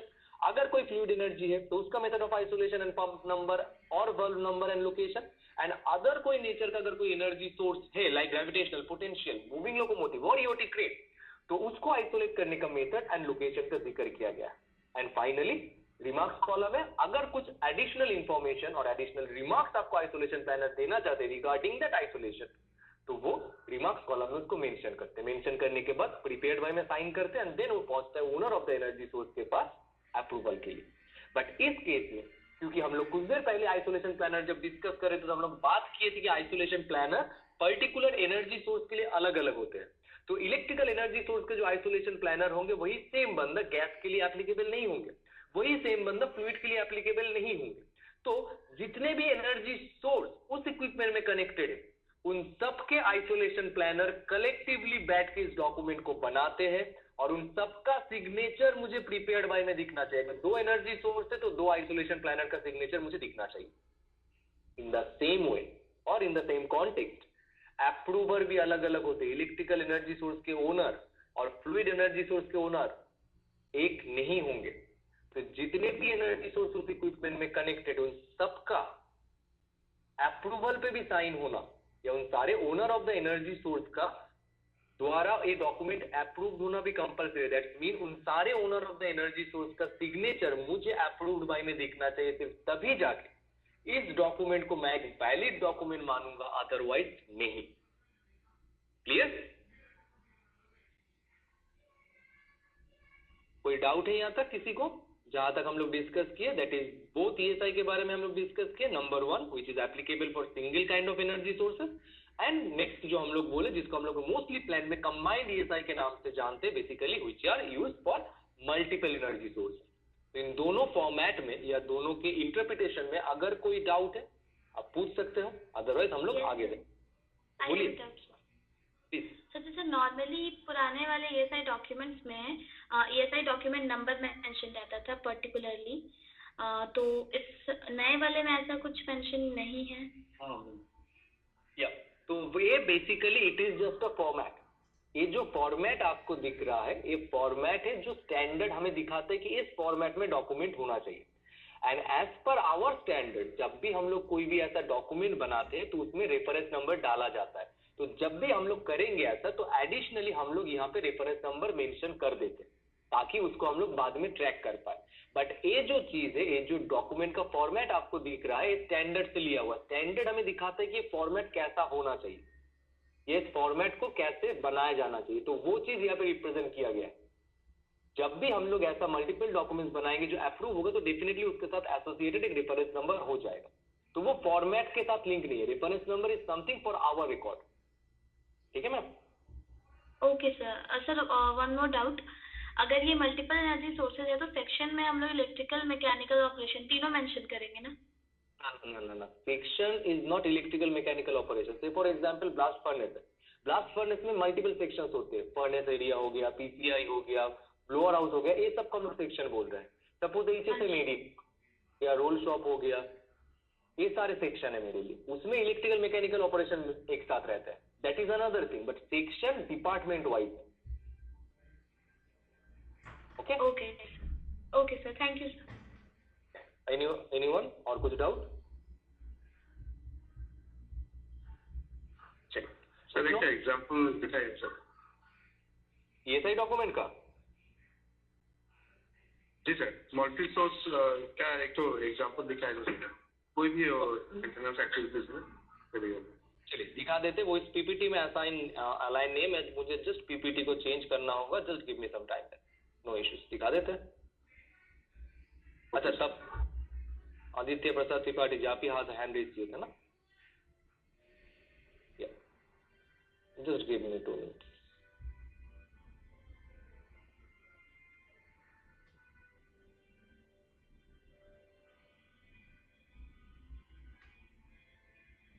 सर एक तो पूछना था, और जो इक्विपमेंट नंबर जो एक्चुअली हम लोग क्या उसमें स्टाफ आया कि नंबर दे सकते हैं ना? दे सकते हैं, नो इश्यूज। बोल रहे वो वाला चीज भी बोल दे रहे आपको, 2 मिनट जस्ट कीप इसमें वो सारा चीज आ जाएगा सर आपका। ठीक है, जस्ट टाइम दीजिए।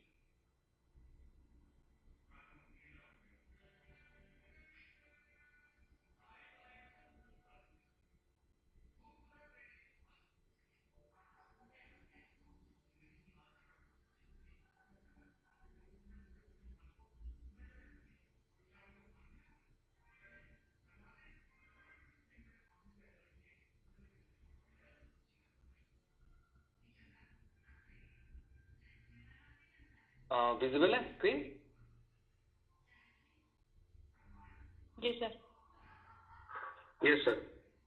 चलिए सर, पंप है, हम सबको पता है, बताने का जरूरत नहीं है। पंप का डायरेक्शन ऑफ फ्लो ऊपर की तरफ है, ये भी हमें दिख रहा है। पंप को घुमाने के लिए एक ड्राइविंग यूनिट मोटर कनेक्टेड है जो कपल्ड है इसके साथ, पंप के साथ।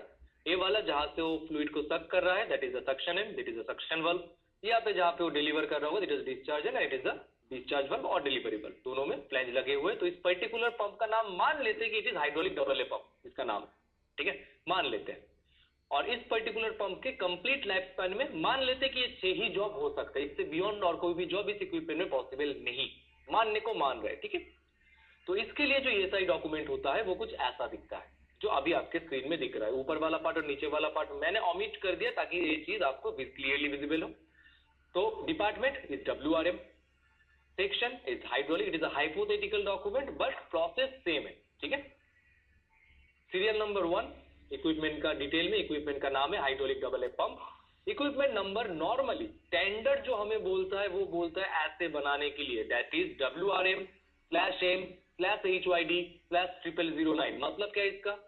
पहला जो 3 अल्फाबेट है ये बताता है कौन से डिपार्टमेंट का इक्विपमेंट है, उसके बाद स्लैश देके जो सिंगल अल्फाबेट है वो हमें बताता है कि किसके ओनरशिप में इक्विपमेंट है। पंप है तो मैकेनिकल ओनरशिप है, दैट्स वाई M।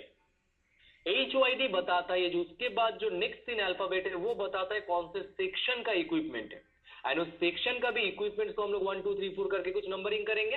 उसके बाद ये जो 4 डिजिट वाला नंबर है ये बताता है उस डिपार्टमेंट के उस सेक्शन का कितना नंबर है इक्विपमेंट है।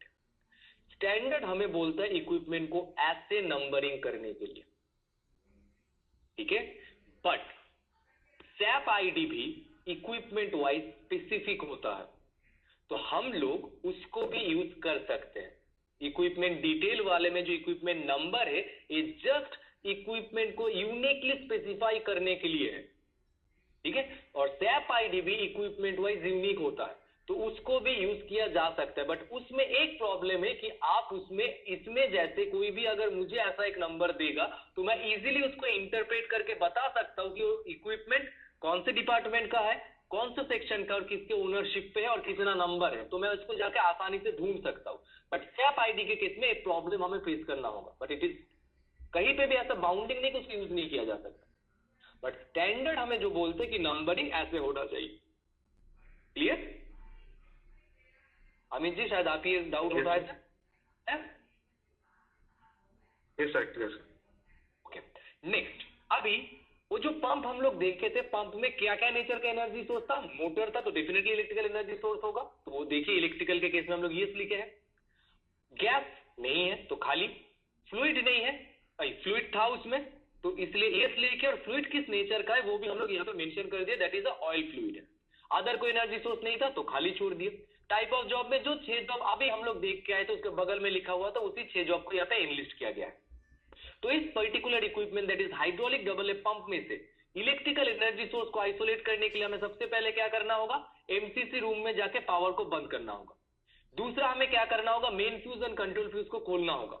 एंड तीसरा काम हमें क्या करना होगा? इक्विपमेंट को लॉकआउट या टैग आउट करना होगा। ये तीनों काम मुझे कहां पे जाके करना है? पैनल नंबर 7 एमसीसी नंबर 10 में जाके करना है। और ये तीनों काम जब मैं कर लूंगा तो इस हाइड्रोलिक डबल ए पंप में जो भी इलेक्ट्रिकल एनर्जी सोर्स कनेक्टेड है वो कंप्लीटली डिस्कनेक्ट हो जाएंगे। गैस एनर्जी सोर्स था नहीं तो ये दोनों सेल खाली है। फ्लूइड एनर्जी सोर्स था तो उसको आइसोलेट करने के लिए हमें क्या करना है? पहले सक्शन वाल्व को क्लोज करना है, उसको फिजिकली लॉक करना है। कहां पे? नंबर यहाँ पे मेंशन है, दैट इज HAA1SB, उस पर्टिकुलर वाल्व का नंबर है।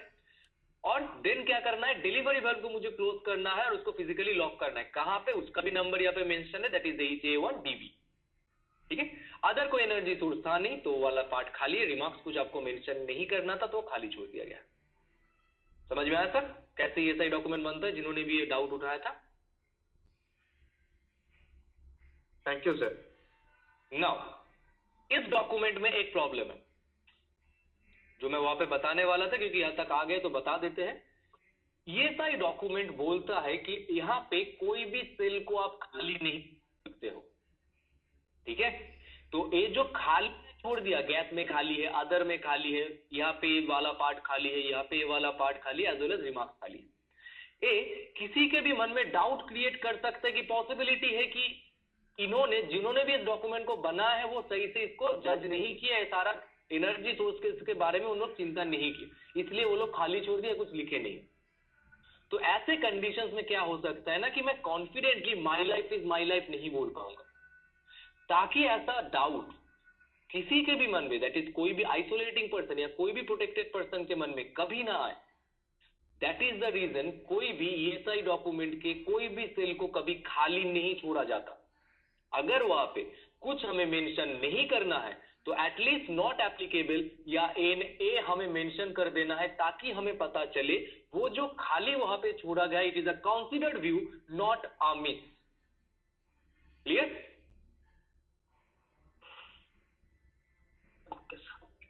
चलिए, और कुछ डाउट है इस रिगार्डिंग? अदरवाइज मैं फिर से PPT को स्विच कर लूंगा। Okay, just give me 2 more minutes to switch my PPT again.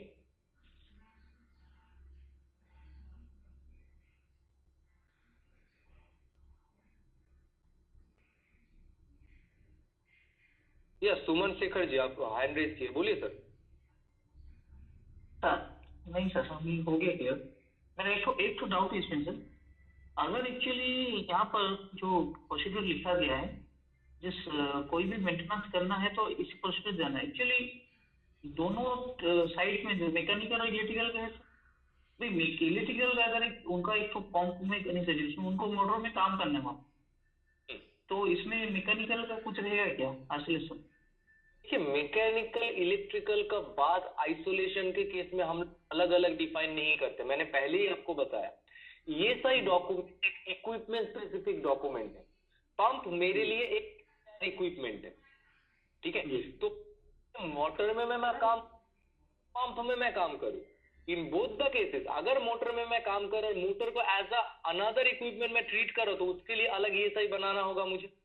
उस केस में डिकपल कर लेना है मुझे सिस्टम, बट वाइज बनेगा, ठीक है। मैकेनिकल का है कि नहीं आप ऐसे नहीं बता सकते। आप उस यूनिट को एज अ सिंगल इक्विपमेंट मान रहे हैं कि मल्टीपल इक्विपमेंट में पार्ट में बांट रहा है। जैसे पंप के केस में, इस केस में हम लोग क्या देखें कि हाइड्रोलिक डबल ए पंप को हम लोग एक सिंगल यूनिट की तरह ट्रीट कर रहे हैं, मोटर मेरे लिए अलग कुछ नहीं है। तो उस केस में अगर मुझे मोटर में भी काम करना है तो मुझे इंटायर आइसोलेशन प्रोसीड्यूर को रन करना है, इलेक्ट्रिकल भी मैकेनिकल भी। बट अगर एज अनदर यूनिट और as an another equipment treat कर रहा हूं जिसके लिए अलग से ईएसआई में फॉर्म किया हो, इन दैट केस उस ईएसआई को मुझे करना है for motor maintenance. Okay sir. Yes, okay. Anything else from anyone? Okay, if no आगे बढ़ते हैं। तो ये डॉक्यूमेंट तो बन गया, इतना स्पेसिफिकली सारा चीज मेंशन करके हमने इस डॉक्यूमेंट को बना दिया। फिर क्वेश्चन ये आता है कि मुझे कैसे पता चलेगा कि कौन लोग ये सारा काम करने के लिए ट्रेंड है, जिनको पता है ये सारा काम कैसे सही तरीके से करना है, ठीक है।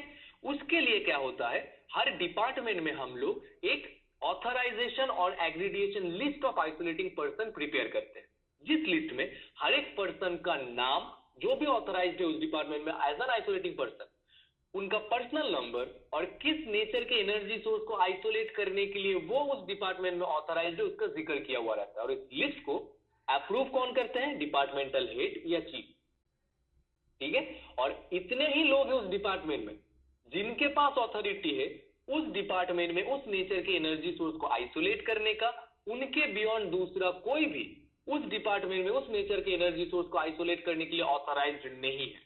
और ये जो दोनों डॉक्यूमेंट का बात अभी तक हम लोग किए, number 1 is the ESI document and number 2 is the authorization और accreditation list of isolating person. Both these documents are quality system document, that's mean इन दोनों डॉक्यूमेंट का ऑडिट होता है। और ऑडिट करने के लिए हमेशा थर्ड पार्टी कोई आएगी, इट इज नॉट नेसेसरी।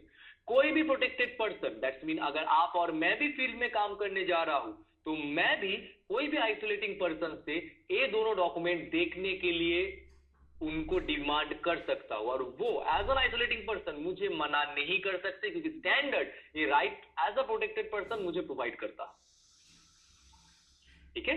तो जब भी आप फील्ड में जा रहे हो, जब भी कोई जॉब में आप जा रहे हो, कहीं पे भी आपको आइसोलेशन को लेके कोई भी डाउट है, तो आप आइसोलेटिंग पर्सन से ईएसआई डॉक्यूमेंट देखने का डिमांड कर सकते हो, आप ऑथराइजेशन लिस्ट देखने का डिमांड कर सकते हो, एज वेल एज उस इक्विपमेंट में ट्रायल का डिमांड भी आप कर सकते हो। इसमें से कोई भी काम में कोई भी आइसोलेटिंग पर्सन आपको मना नहीं कर सकता, क्योंकि उनका रिस्पॉन्सिबिलिटी आपको दिखाना और ये आपका राइट है कि आप किन्हीं से भी ये डिमांड कर सकते हो, जो राइट आपको पॉजिटिव आइसोलेशन स्टैंडर्ड प्रोवाइड करता है।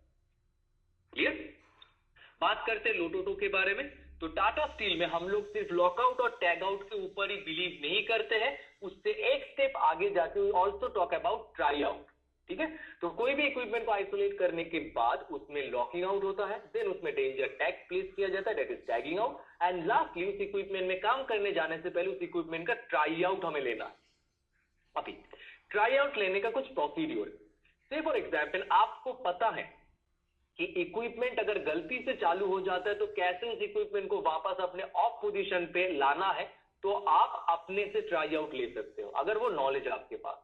बट आपको अगर आइडिया नहीं है कैसे उस इक्विपमेंट को वापस अपने ऑफ पोजीशन पे सेफ कंडीशन पे लाना है, तो उस कंडीशन में बोला यह जाता है कि आप अपने से ट्राई आउट मत लो, आप किन्हीं और को रिक्वेस्ट करो जिनको उसके बारे में नॉलेज है।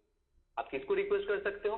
अगर कोई लोकल एलसीएस पैनल के थ्रू आपको ट्राई आउट का कमांड देना है फील्ड से, तो आप जो भी आपके वर्किंग पर्सनल है या सुपरवाइजर है, आप उनको रिक्वेस्ट कर सकते हो। अगर कोई डीसीएस के थ्रू आपको एक कमांड देना है तो आप डीसीएस ऑपरेटर को रिक्वेस्ट कर सकते हो। अगर कोई भी इलेक्ट्रिकल सबस्टेशन से आपको एक कमांड देना है तो आप उस सबस्टेशन के इंचार्ज को रिक्वेस्ट कर सकते हो कि वो आपके बिहाफ में ट्राई आउट इनिशिएट करे, ठीक है। नेक्स्ट, ये जो तीनों चीज के बारे में हम लोग अभी तक डिस्कस किए, that is ESI document, authorization list और accreditation list of isolating person, and lastly LOTOTO. ये तीनों चीज कलेक्टिवली मुझे इक्विपमेंट के करेक्ट आइसोलेशन का एश्योरेंस देता है। और अपने जिंदगी को अपना या my life is my life confidently बोलने के लिए मुझे और एक चीज का एश्योरेंस चाहिए। हाँ बोलिए आदित्य जी। सर ये जो लोटोटो है एक एग्जांपल दे पाएंगे सर? इसमें कौन सा वाला टैग यूज किया जाता है? हम लोग को डिफरेंट लोटोटो टैग रहता है और उसमें lock out, tag out and try out. Lock out में तो हम लोग नॉर्मली बेसिकली हम लोग येलो लॉक नंबर मेंशन करते हैं उसमें। टैग आउट में हम लोग रेड लॉक यूज करते हैं। रेड लॉक को आइडेंटिफाई करते हैं कि ये पर्सनल डिपार्टमेंट और सेक्शन का इतना नंबर लॉक। और ट्राई आउट में हम लोग मेंशन करते हैं कौन पर्सन उसको ट्राई किया, उसका सिग्नेचर वैसे ही लेते हैं। अभी इसमें एक चीज मैं आपको बता देता हूं कि ट्राई आउट टैग के बारे में अभी तक स्टैंडर्ड में कहीं पे कुछ मेंशन नहीं है। ट्राई आउट टैग जो है ये हम लोग एडिशनली कर रहे हैं ताकि हम लोग इंश्योर कर पाए कि उस इक्विपमेंट का ट्राई आउट लिया गया है कि नहीं। लॉकआउट का मतलब होता है मोस्टली जो भी लॉकिंग हम लोग प्लेस कर रहे हैं। टैग आउट जो वहां पे आपको दिख रहा है ना, वो डेंजर टैग के बारे में बात कर रहा होता है। ट्राई आउट के केस में जो टैग्स हम लोग यूज कर रहे हैं स्टैंडर्ड में ट्राई आउट के लिए टैग यूज करने का जिक्र कहीं पे नहीं किया गया है। बट कोई भी चीज जो एडिशनली हम लोग कर रहे हैं to make our work place safe, it is well appreciated in positive isolation standard and that is the reason हम लोग आज के दिन ट्राई आउट टैग का इस्तेमाल कर रहे हैं। मोस्टली जो आप बोले वही प्रैक्टिस फॉलो होता है कि जो भी ट्राई आउट करते हैं वो अपना नाम सिग्नेचर करके वहां पर उस टैग को अटैच करते हैं। It is a good thing कि उस बंदे ने रिस्पॉन्सिबिलिटी ले रहा है कि उस इक्विपमेंट का ट्राई आउट उन्होंने किया और उनको दिखा कि इक्विपमेंट आइसोलेट हो चुका है। But again it is not mention in the standard. ठीक है sir? Okay sir. Okay, anything else?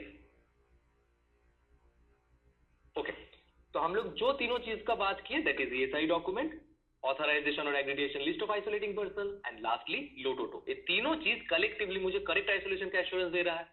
अपने जिंदगी को अपना या my life is my life बोलने के लिए मुझे दूसरा जो एश्योरेंस चाहिए दैट इज जब तक मैं फील्ड में काम कर रहा हूं मुझसे बिना पूछे उस इक्विपमेंट को दोबारा से कोई चालू नहीं कर पाना चाहिए। इसका एश्योरेंस मुझे देता है आइसोलेशन लॉक्स। आइसोलेशन लॉक्स जैसा हम लोग डिस्कस किए दो कैटेगरीज में डिवाइडेड है। एक को हम लोग बोलते हैं सिस्टम लॉक, एक को हम लोग बोलते हैं पर्सनल लॉक। सिस्टम लॉक में अगेन दो सब कैटेगरी है, एक इक्विपमेंट लॉक येलो कलर का, एक ग्रुप लॉक ब्लैक कलर का है। पर्सनल लॉक के केस में कोई नेमिंग क्लासिफिकेशन नहीं है बट उसमें भी दो कलर के लॉक हमारे पास अवेलेबल है, one is red and the second one is blue. ठीक है, कौन सा लॉक कहां बैठता है? इक्विपमेंट लॉक मोस्टली आपके इक्विपमेंट के लॉकआउट पॉइंट पे बैठता है and in case of interlinking हम लोग ग्रुप आइसोलेशन बॉक्स में इक्विपमेंट लॉक को प्लेस करते हैं।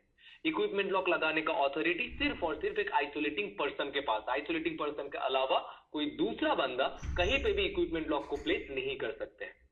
ग्रुप लॉक ब्लैक कलर का होता है, मोस्टली ग्रुप या पोर्टेबल ग्रुप आइसोलेशन बॉक्स में डाला जाता है। लगाने का ऑथोरिटी सिर्फ ओनर एजेंसी के पास है। Personal lock it may B read it may B blue, जिनको भी इशू हुआ है सिर्फ वही उस लॉक को प्लेस कर सकते हैं for their personal protection. In case of blue lock contractor supervisor अपने और अपने साथ जितने भी लोग उस इक्विपमेंट में काम कर रहे हैं उन सबके पर्सनल प्रोटेक्शन के लिए एक लॉक प्लेस करते हैं। और जैसा हम लोग सुबह भी डिस्कस किया, अगर आपके साथ कोई वेंडेड एम्प्लॉय जा रहे हैं जिनके पास उनका लॉक नहीं है, याद रखना है कि वो मेरे ही रेड लॉक से प्रोटेक्टेड और मैं अपना लॉक तभी हटा सकता हूं जब वो लोग भी अपने जॉब से वापस आ चुके हों, उससे पहले नहीं।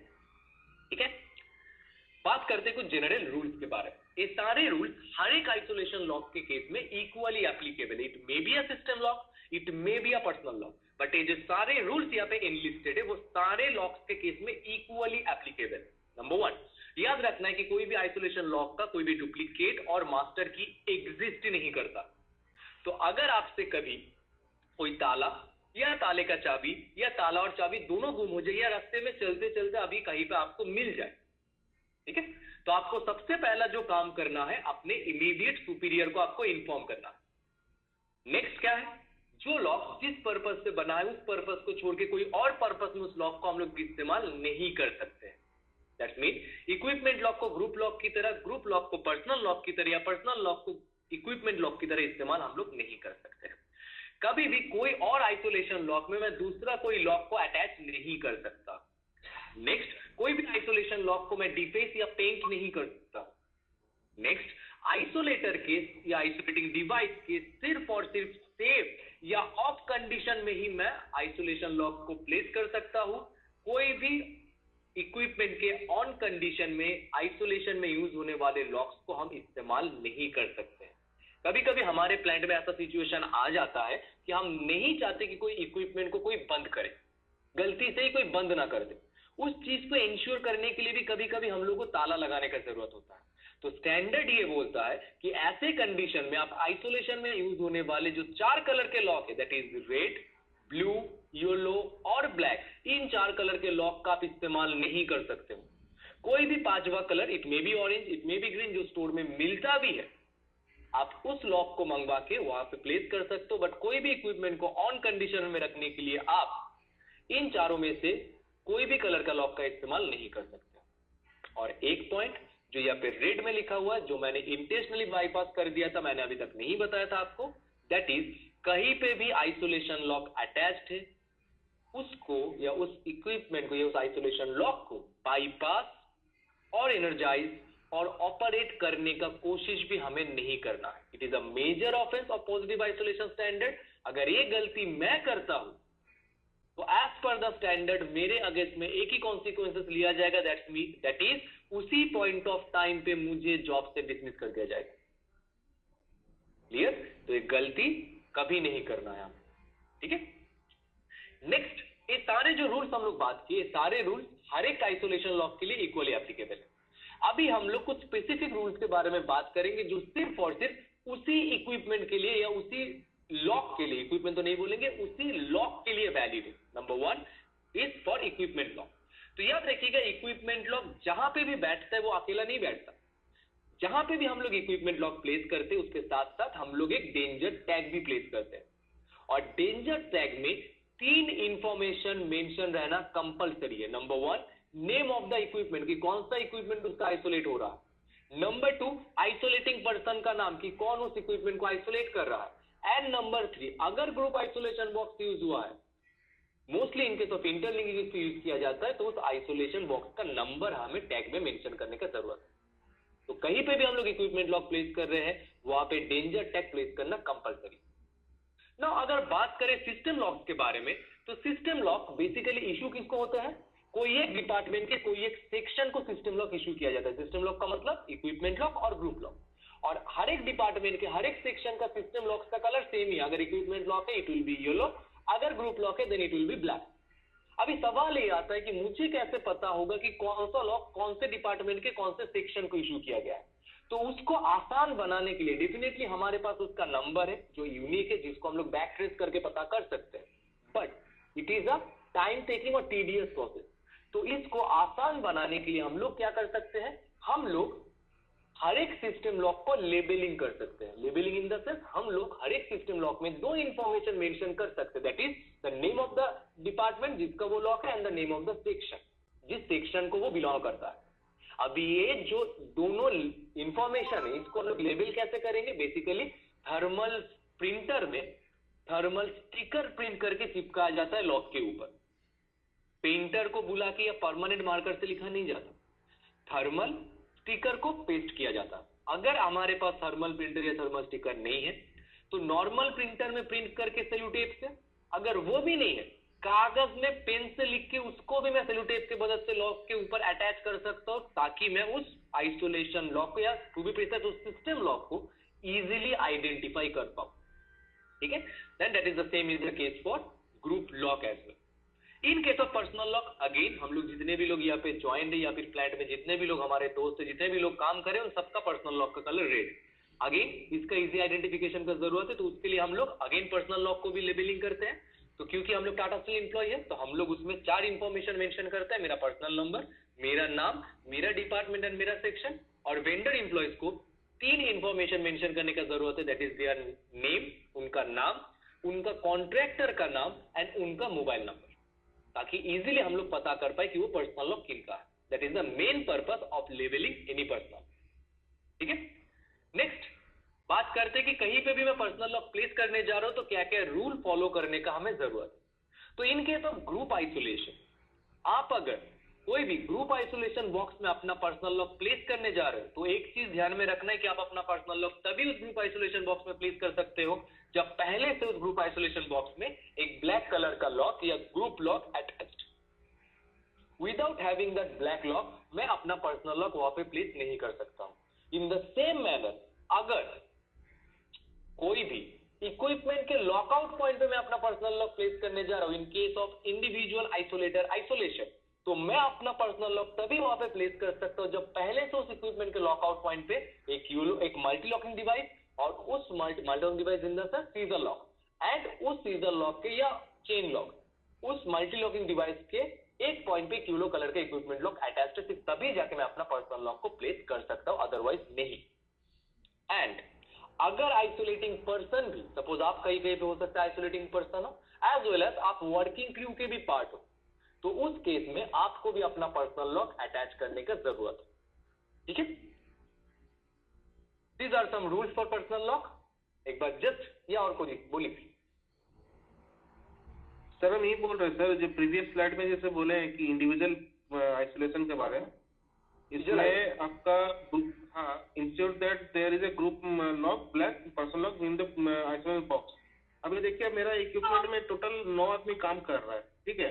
एक सीजर लॉक में टोटल 6 हम लॉक लगा सकते हैं, एक तो आपका तो लगे रहेगी आपका येलो लॉक, तो बाकी जितना आदमी है उन लोगों के लिए तो हम तो ग्रुप आइसोलेशन बॉक्स में तो येलो लॉक का की रख के तो हम कर सकते हैं ना।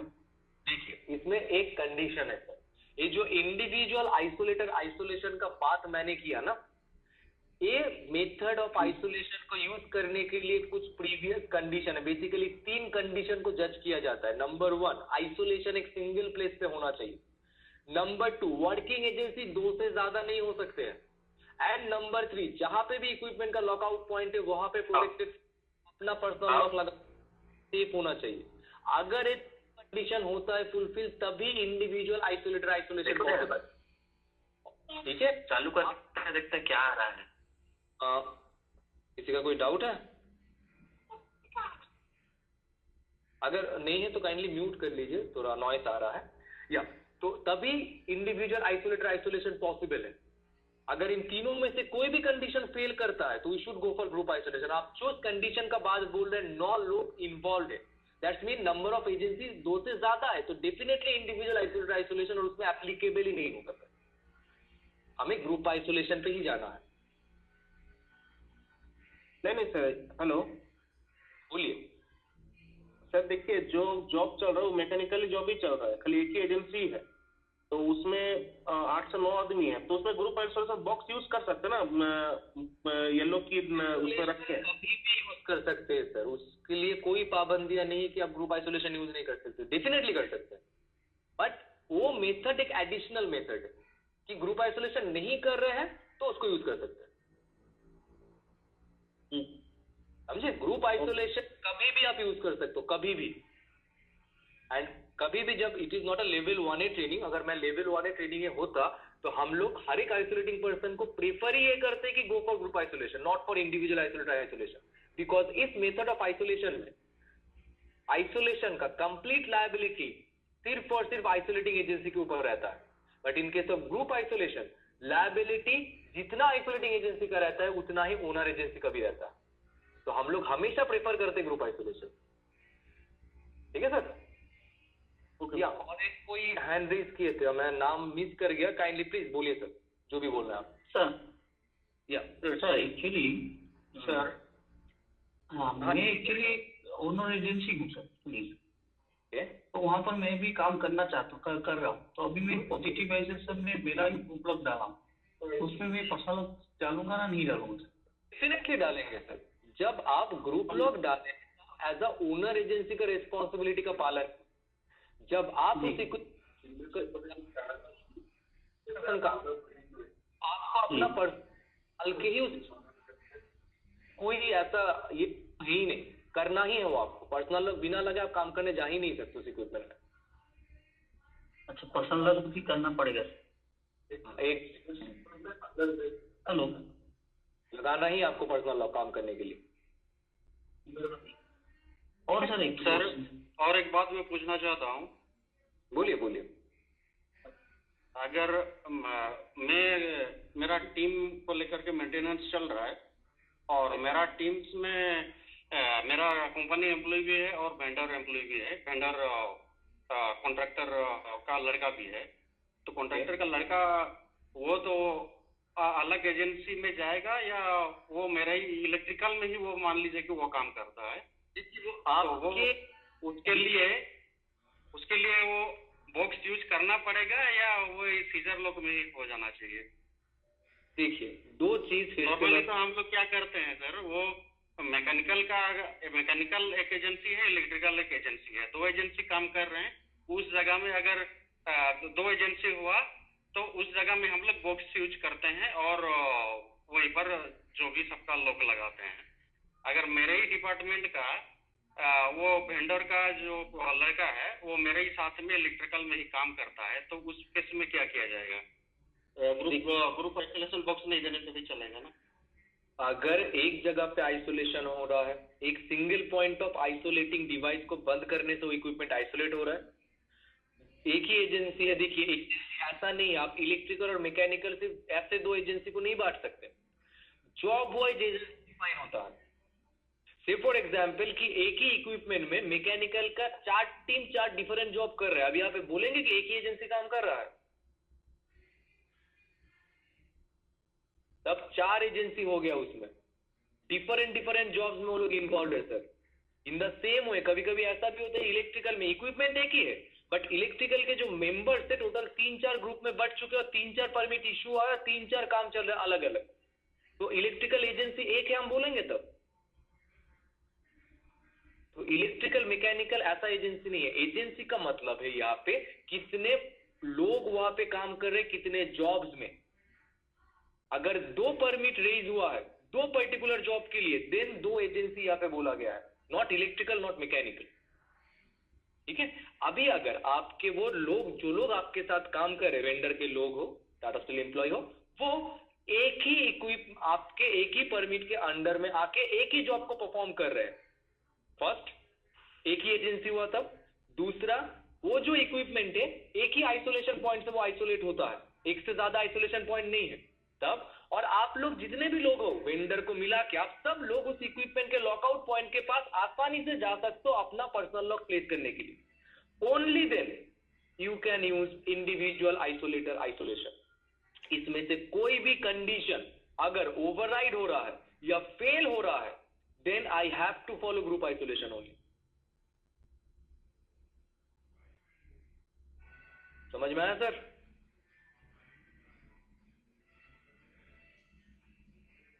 हेलो सर, समझ में आ गया सर, ठीक। और कोई कुछ बोल रहे थे?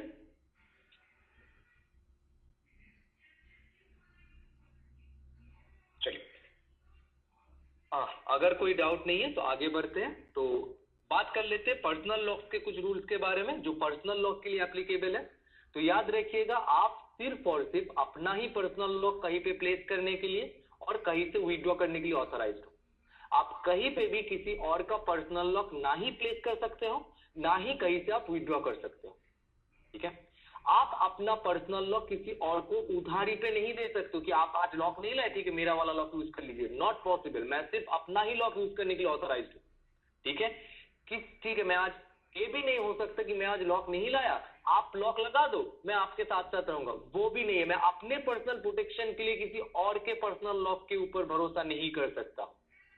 अपना जॉब कंप्लीट हो जाने के बाद जॉब साइट छोड़ने से पहले मुझे अपना पर्सनल लॉक खोल के लेके जाना है और कोई भी पर्सनल लॉक को मैं डीफेस या पेंट नहीं कर सकता हूं। ये सारा चीज हमें ध्यान में रखना। These are the rules which are applicable for personal locks only. Clear? Next बात करते हैं ओनरशिप के बारे में। तो मैं जैसे बोला था आपको कि सिस्टम लॉक किनको इश्यू किया जाता है, डिपार्टमेंट के सेक्शन को सिस्टम लॉक इश्यू किया जाता है। तो हर एक सिस्टम लॉक का ओनर उस डिपार्टमेंट का वो सेक्शन होता है। ठीक है, तो आप या कोई भी सेक्शन का जो भी शिफ्ट में है उस समय वो उसके टेम्पोररी ओनर होते हैं। से फॉर एग्जाम्पल, मैं किसी डिपार्टमेंट के किसी सेक्शन के शिफ्ट में अभी हूं, ए शिफ्ट में आया हूं और मैं कुछ जॉब कर रहा हूं उस इक्विपमेंट में। तो मेरे पास उन सारे इक्विपमेंट लॉक का या उन सारे ग्रुप लॉक का ओनरशिप है, तो मेरे पास ऑथोरिटी है उन लॉक्स को कहीं पे प्लेस करने का या कहीं से विथड्रॉ करने का। बट जब मेरा शिफ्ट खत्म हो गया और मैं अभी शिफ्ट को हैंड ओवर कर रहा हूं मेरे नेक्स्ट शिफ्ट वाले को, तो उन लॉक्स का ओनरशिप भी ऑटोमेटिकली मेरे नेक्स्ट शिफ्ट वाले को हैंड ओवर हो जाता है। अभी जो नया लोग मुझे रिप्लेस किया है उनके पास ऑथोरिटी आ गया उस लॉक को कहीं पे लगाने का या कहीं से विथड्रॉ करने का। तो मैंने अपने शिफ्ट के दौरान कहीं पे कोई आइसोलेशन लॉक को या टू बी प्रिसाइज कोई सिस्टम लॉक को प्लेस किया और मेरा जॉब खत्म हो गया। अभी कौन उस लॉक को वहां से हटाएगा, कौन उसको रिमूव करेगा, विथड्रॉ करेगा, मुझे नहीं सोचना। I was not the permanent owner of that lock. Excuse me. जब तक मैं उस डिपार्टमेंट में उस शिफ्ट में था तब तक मैं उसका ओनर था। मेरे पास अथॉरिटी है उस लॉक को कहीं पे प्लेस करने का, कहीं से विथड्रॉ करने का। जब मेरा शिफ्ट खत्म हो गया तो मेरा लॉक का ओनरशिप भी ऑटोमेटिकली नेक्स्ट शिफ्ट वाले को हैंड ओवर हो गया। अभी उनका रिस्पॉन्सिबिलिटी है या उनके पास वो अथॉरिटी है कि वो उस लॉक को कहीं पे प्लेस कर सकते हैं या कहीं से वो विथड्रॉ कर सकते हैं। ठीक है। बट पर्सनल लॉक के केस में उसके ओनर आप हो, तो कहीं पे भी आपने पर्सनल लॉक प्लेस किया है, आपके सिवाय किसी और कोई और उस लॉक को वहां से विथड्रॉ नहीं कर सकता है। तो जब भी आपका जॉब खत्म हो जाएगा उस लॉक को वहां से विथड्रॉ करके लेके जाना, it is your responsibility only. ठीक है। बात करते हैं लॉस्ट लॉक एंड कीज के बारे में। तो मैं कुछ देर पहले आपसे डिस्कस कर रहा था, अगर कभी आपसे ताला या ताले का चाबी अगर आपसे गुम हो जाए तो आपको क्या करना है, अपने इमीडिएट सुपीरियर को सबसे पहले इन्फॉर्म कर देना। बट से फॉर एग्जाम्पल मेरा पर्सनल लॉक गुम हो गया, मुझे नया लॉक चाहिए ना जॉब के लिए, तो उस केस में हम लोग को क्या करना है नया लॉक पाने के लिए, जिस दिन भी मैं ड्यूटी ज्वाइन करूंगा राइटिंग में अपने डिपार्टमेंट के हेड या चीफ को मुझे लिख के देना है कि कौन से सर्कमस्टेंसेस पे मुझसे वो ताला या ताले का चाबी या ताला और चाबी दोनों मुझसे गुम हो गया। एंड उसके बाद हमारे डिपार्टमेंट के हेड या चीफ के वर्बल या रिटन कम्युनिकेशन पे मुझे एक नया पर्सनल लॉक इशू कर दिया जाएगा। इन केस ऑफ सिस्टम लॉक वो सेक्शन को इशू किया जाएगा। Process will be same, but क्योंकि हम लोग टाटा स्टील एम्प्लॉय है तो उसमें एक नया लॉक का कोई भी कीमत या कोई भी चार्ज कंपनी हमारे सैलरी से डिडक्ट नहीं करेगी। बट अगर मैं वेंडर एम्प्लॉय होता, सेम प्रोसेस में मुझे एक नया लॉक तो इशू कर देता कंपनी, बट उस एक नया लॉक का जितना कीमत है उसका दुगना कीमत कंपनी मेरे वेंडर के नेक्स्ट महीने के पेमेंट से डिडक्ट कर चुका होता। ठीक है। नेक्स्ट बात करते हैं rights of the protected person के बारे में। इसके ऊपर ऑलरेडी हम लोग डिस्कस किए हैं। तो हर एक प्रोटेक्टेड पर्सन को हम लोग इनकरेज करते हैं जहां जहां पॉसिबल है, जहां जहां पॉसिबल है वो फिजिकली वहां पे पहुंचे और आइसोलेशन होते हुए अपने आंखों से देखे। बट हर जगह प्रोटेक्टेड पर्सन का जाना सेफ नहीं माना जाता। तो उस केस में अगर वो चाहे या अगर हम चाहे एज अ प्रोटेक्टेड पर्सन तो हम ट्रायल का डिमांड कर सकते हैं करेक्ट आइसोलेशन को इंश्योर करने के लिए। हम लोग ईएसआई डॉक्यूमेंट देखने का डिमांड कर सकते हैं करेक्ट आइसोलेशन इंश्योर करने के लिए। यहां तक हम लोग authorization list of isolating person ये भी देखने का डिमांड कर सकते हैं। ये सारा मेरा राइट है जो पॉजिटिव आइसोलेशन स्टैंडर्ड मुझे प्रोवाइड करता है। ठीक है। बात करते हैं मेथड्स ऑफ आइसोलेशन के बारे में। तो इन डिटेल हम लोग इसके ऊपर डिस्कस तो नहीं करेंगे, मैं जस्ट थोड़ा थोड़ा आइडिया आपको बता देता हूं। ये नाम हमें पता होने चाहिए कि किस किस मेथड से कोई भी इक्विपमेंट को आइसोलेट किया जा सकता है। तो टोटल 4 मेथड का जिक्र किया गया है पॉजिटिव आइसोलेशन स्टैंडर्ड में कोई भी इक्विपमेंट को एनर्जी सोर्स से आइसोलेट करने के लिए। Number 1 is control stop isolation, number 2 is individual isolator isolation, number 3 is group isolation and number 4 is isolation for working alone. तो इस 4 मेथड का इस्तेमाल करके हम लोग कोई भी इक्विपमेंट को एनर्जी सोर्स से आइसोलेट करके उस इक्विपमेंट में काम कर सकते हैं। ठीक है। यहां तक कोई डाउट है किसी को? जहां तक हम लोग अभी तक डिस्कस किए that is the isolation locks, ownership of isolation locks, lost lock and keys, rights of the protected person and method of isolation, that is mostly the names. What are the names of isolation? मैं in detail इसमें नहीं जा रहा because it is so much time taking and I hope कि आप हम सबको इसके बारे में थोड़ा बहुत नॉलेज इसके ऊपर है कि कैसे कैसे आइसोलेट किया जाना चाहिए। It is mention in the ESI document as well. Now यहां तक अगर या बोलिए सर, बोलिए पॉजिटिव आइसोलेशन का ओनर कौन है? पॉजिटिव आइसोलेशन का ओनर कौन है मतलब देखिए, पॉजिटिव आइसोलेशन एक स्टैंडर्ड है। स्टैंडर्ड का कोई सिंगल ओनर नहीं होता है। स्टैंडर्ड का अगर हम लोग बात करें तो स्टैंडर्ड फॉर्मिंग एक कमिटी, तो वो कमिटी मेंबर्स उसके ओनर बोल सकते हैं अभी स्टैंडर्ड के। पर पॉजिटिव सर आइसोलेशन वो तो समझ गए सर, वो बात में नहीं बोल रहा सर। अभी हम लोगों के पास 3% अभी एक जो जहाँ पर हम काम कर रहे हैं पॉजिटिव आइसोलेशन जहाँ पर लेना है एक्चुअली, तो फीडर में पॉजिटिव आइसोलेशन उसका ओनर एक एरिया का, या जो पॉजिटिव आइसोलेशन होगा वो ओनर होगा ना, ओनर ऑफ एरिया होगा, या जो काम कर रहा है। आप ओनर एजेंसी का बात कर रहे हैं कि ओनर एजेंसी जी। को?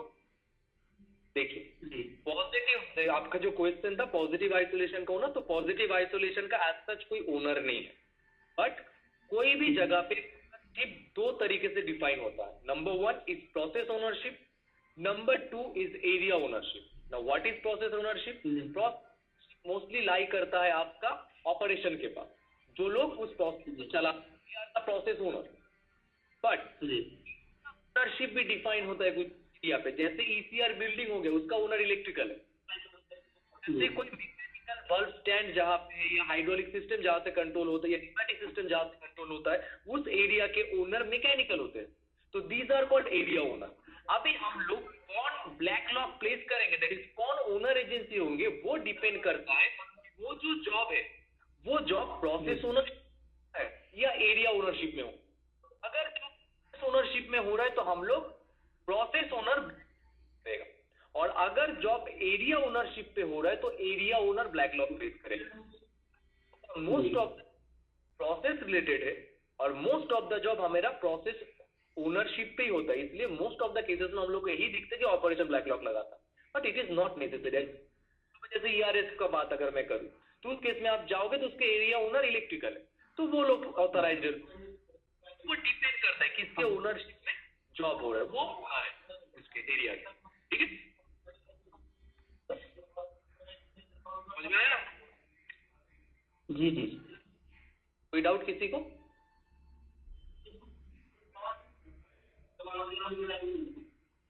इन्हीं का माइक या आदित्य प्रसाद जी बोलिए। सर एक्चुअली हम तो मीटिंग अटेंड नहीं कर पाए थे शुरू से। एक्चुअली मेरा एक डाउट है, इंडिविजुअल आइसोलेटर आइसोलेशन और आइसोलेशन फॉर वर्किंग एलोन, ये दोनों में से सर डिफरेंस क्या है सर?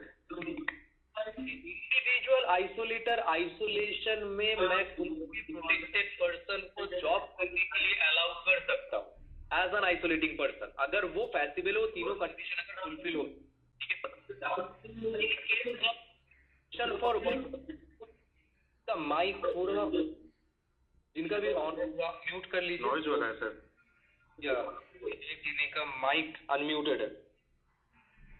या तो इन case of isolation for working alone, वो एज एन आइसोलेटिंग पर्सन सिर्फ मैं अपने जॉब के लिए इस्तेमाल कर सकता हूँ। उस मेथड ऑफ आइसोलेशन में मैं कोई भी प्रोटेक्टेड पर्सन को जॉब करने के लिए अलाउ नहीं कर सकता हूँ। वो आइसोलेटिंग पर्सन के अपने जॉब के लिए है सिर्फ। कब यूज किया जा सकता है?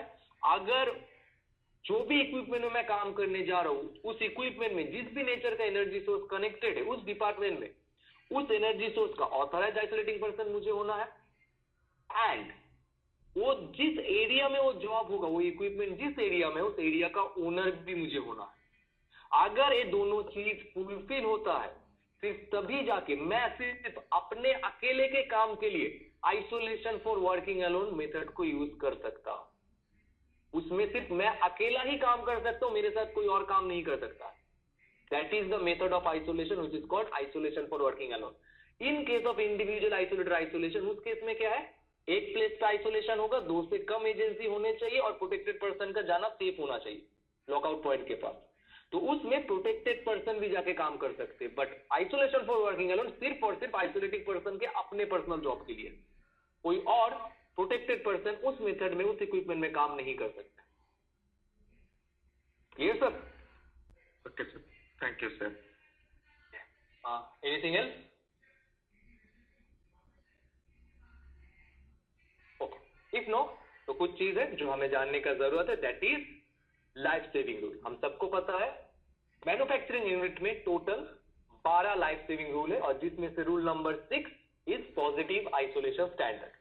तो कोई भी डेविएशन अगर इस स्टैंडर्ड का होता है तो इमीडिएटली वो रिपोर्ट किया जाता है, उसके ऊपर इन्वेस्टिगेशन चालू हो जाता है, और ऐसे सारे डेविएशन को हम लोग हर एक डिपार्टमेंट में, हमारे सबके डिपार्टमेंट में एक्सीडेंट एंड इंसिडेंट डेटाबेस है जिसमें मेंटेन किया जाता है for future reference.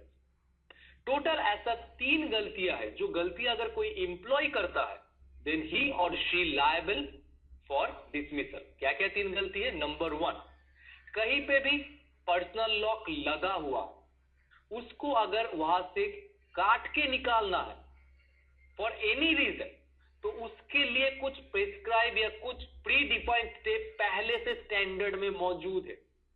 Without following दो स्टेप मैं अगर उस पर्सनल लॉक को वहां से निकाल देता हूं then I will be liable for dismissal.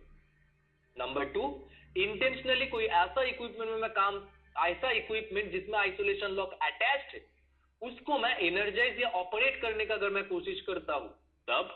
And lastly, ऐसा कोई इक्विपमेंट जिसमें काम करने के लिए पॉजिटिव आइसोलेशन का होना कंपलसरी, दैट इज उस इक्विपमेंट में बिना पॉजिटिव आइसोलेशन के मैं काम नहीं कर सकता, और मैं बिना पॉजिटिव आइसोलेशन लिए उस इक्विपमेंट में, दैट इज लिटरली एक एनर्जाइज्ड इक्विपमेंट में मैं काम करने पहुंच गया, फिर इन तीनों में से कोई भी गलती अगर मुझसे होता है या कोई भी एम्प्लॉय से होता है, he or she will be liable for dismissal only as per the standard. And total ऐसा 4 गलतियां है जिसके लिए कंपनी मेरे अगेंस्ट में डिसिप्लिनरी एक्शन ले सकता है। नंबर 1, मेरा जॉब खत्म हो गया, मैं पर्सनल लॉक हटाना भूल गया, मैं घर चला गया या कैंटीन में बैठ के दोस्तों के साथ मैं चाय नाश्ता कर रहा हूं, मेरे सेफ्टी के लिए नहीं, मेरे इरेस्पॉन्सिबिलिटी के लिए प्रोसेस डिले हो रहा है, तब इंटेंशनली कोई ऐसा इक्विपमेंट में मैं काम करने चला गया जो आइसोलेटेड है बट उसमें आइसोलेशन लॉक अटैच नहीं किया गया, बट उस इक्विपमेंट में काम करने के लिए आइसोलेशन लॉक अटैच करने या पॉजिटिव आइसोलेशन का होना कंपलसरी है, तब repetitive incident of misplacing isolation lock and की, बार बार किसी से आइसोलेशन लॉक या उसका चाबी गुम हो जाता है, तब। And the 4th point, any other breach of the standard, standard में लिखा हुआ कोई भी बात का कोई भी वायलेशन अगर होता है then you will be liable for disciplinary action. तो इन चारों में से कोई भी गलती अगर हमसे होता है तो हम लोग डिसिप्लिनरी एक्शन के लिए liable. All about this session, अगर किसी को कोई भी डाउट जहां तक हम लोग डिस्कस किए, फील फ्री टू आस्क।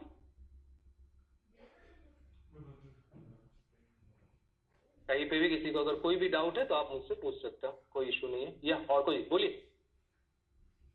तो एक बार कंट्रोल स्टॉप के बारे में बताइएगा। चलिए कंट्रोल स्टॉप के बारे में बता देते हैं, आप जब पूछ रहे हैं। तो बेसिकली इलेक्ट्रिकल आइसोलेशन में या इलेक्ट्रिकल कोई भी सर्किट जब हम लोग डिजाइन करते हैं ना, तो हम लोग बेसिकली 2 सर्किट डिजाइन करते हैं। एक को हम लोग बोलते हैं पावर सर्किट, एक को हम लोग बोलते हैं कंट्रोल सर्किट, ठीक है।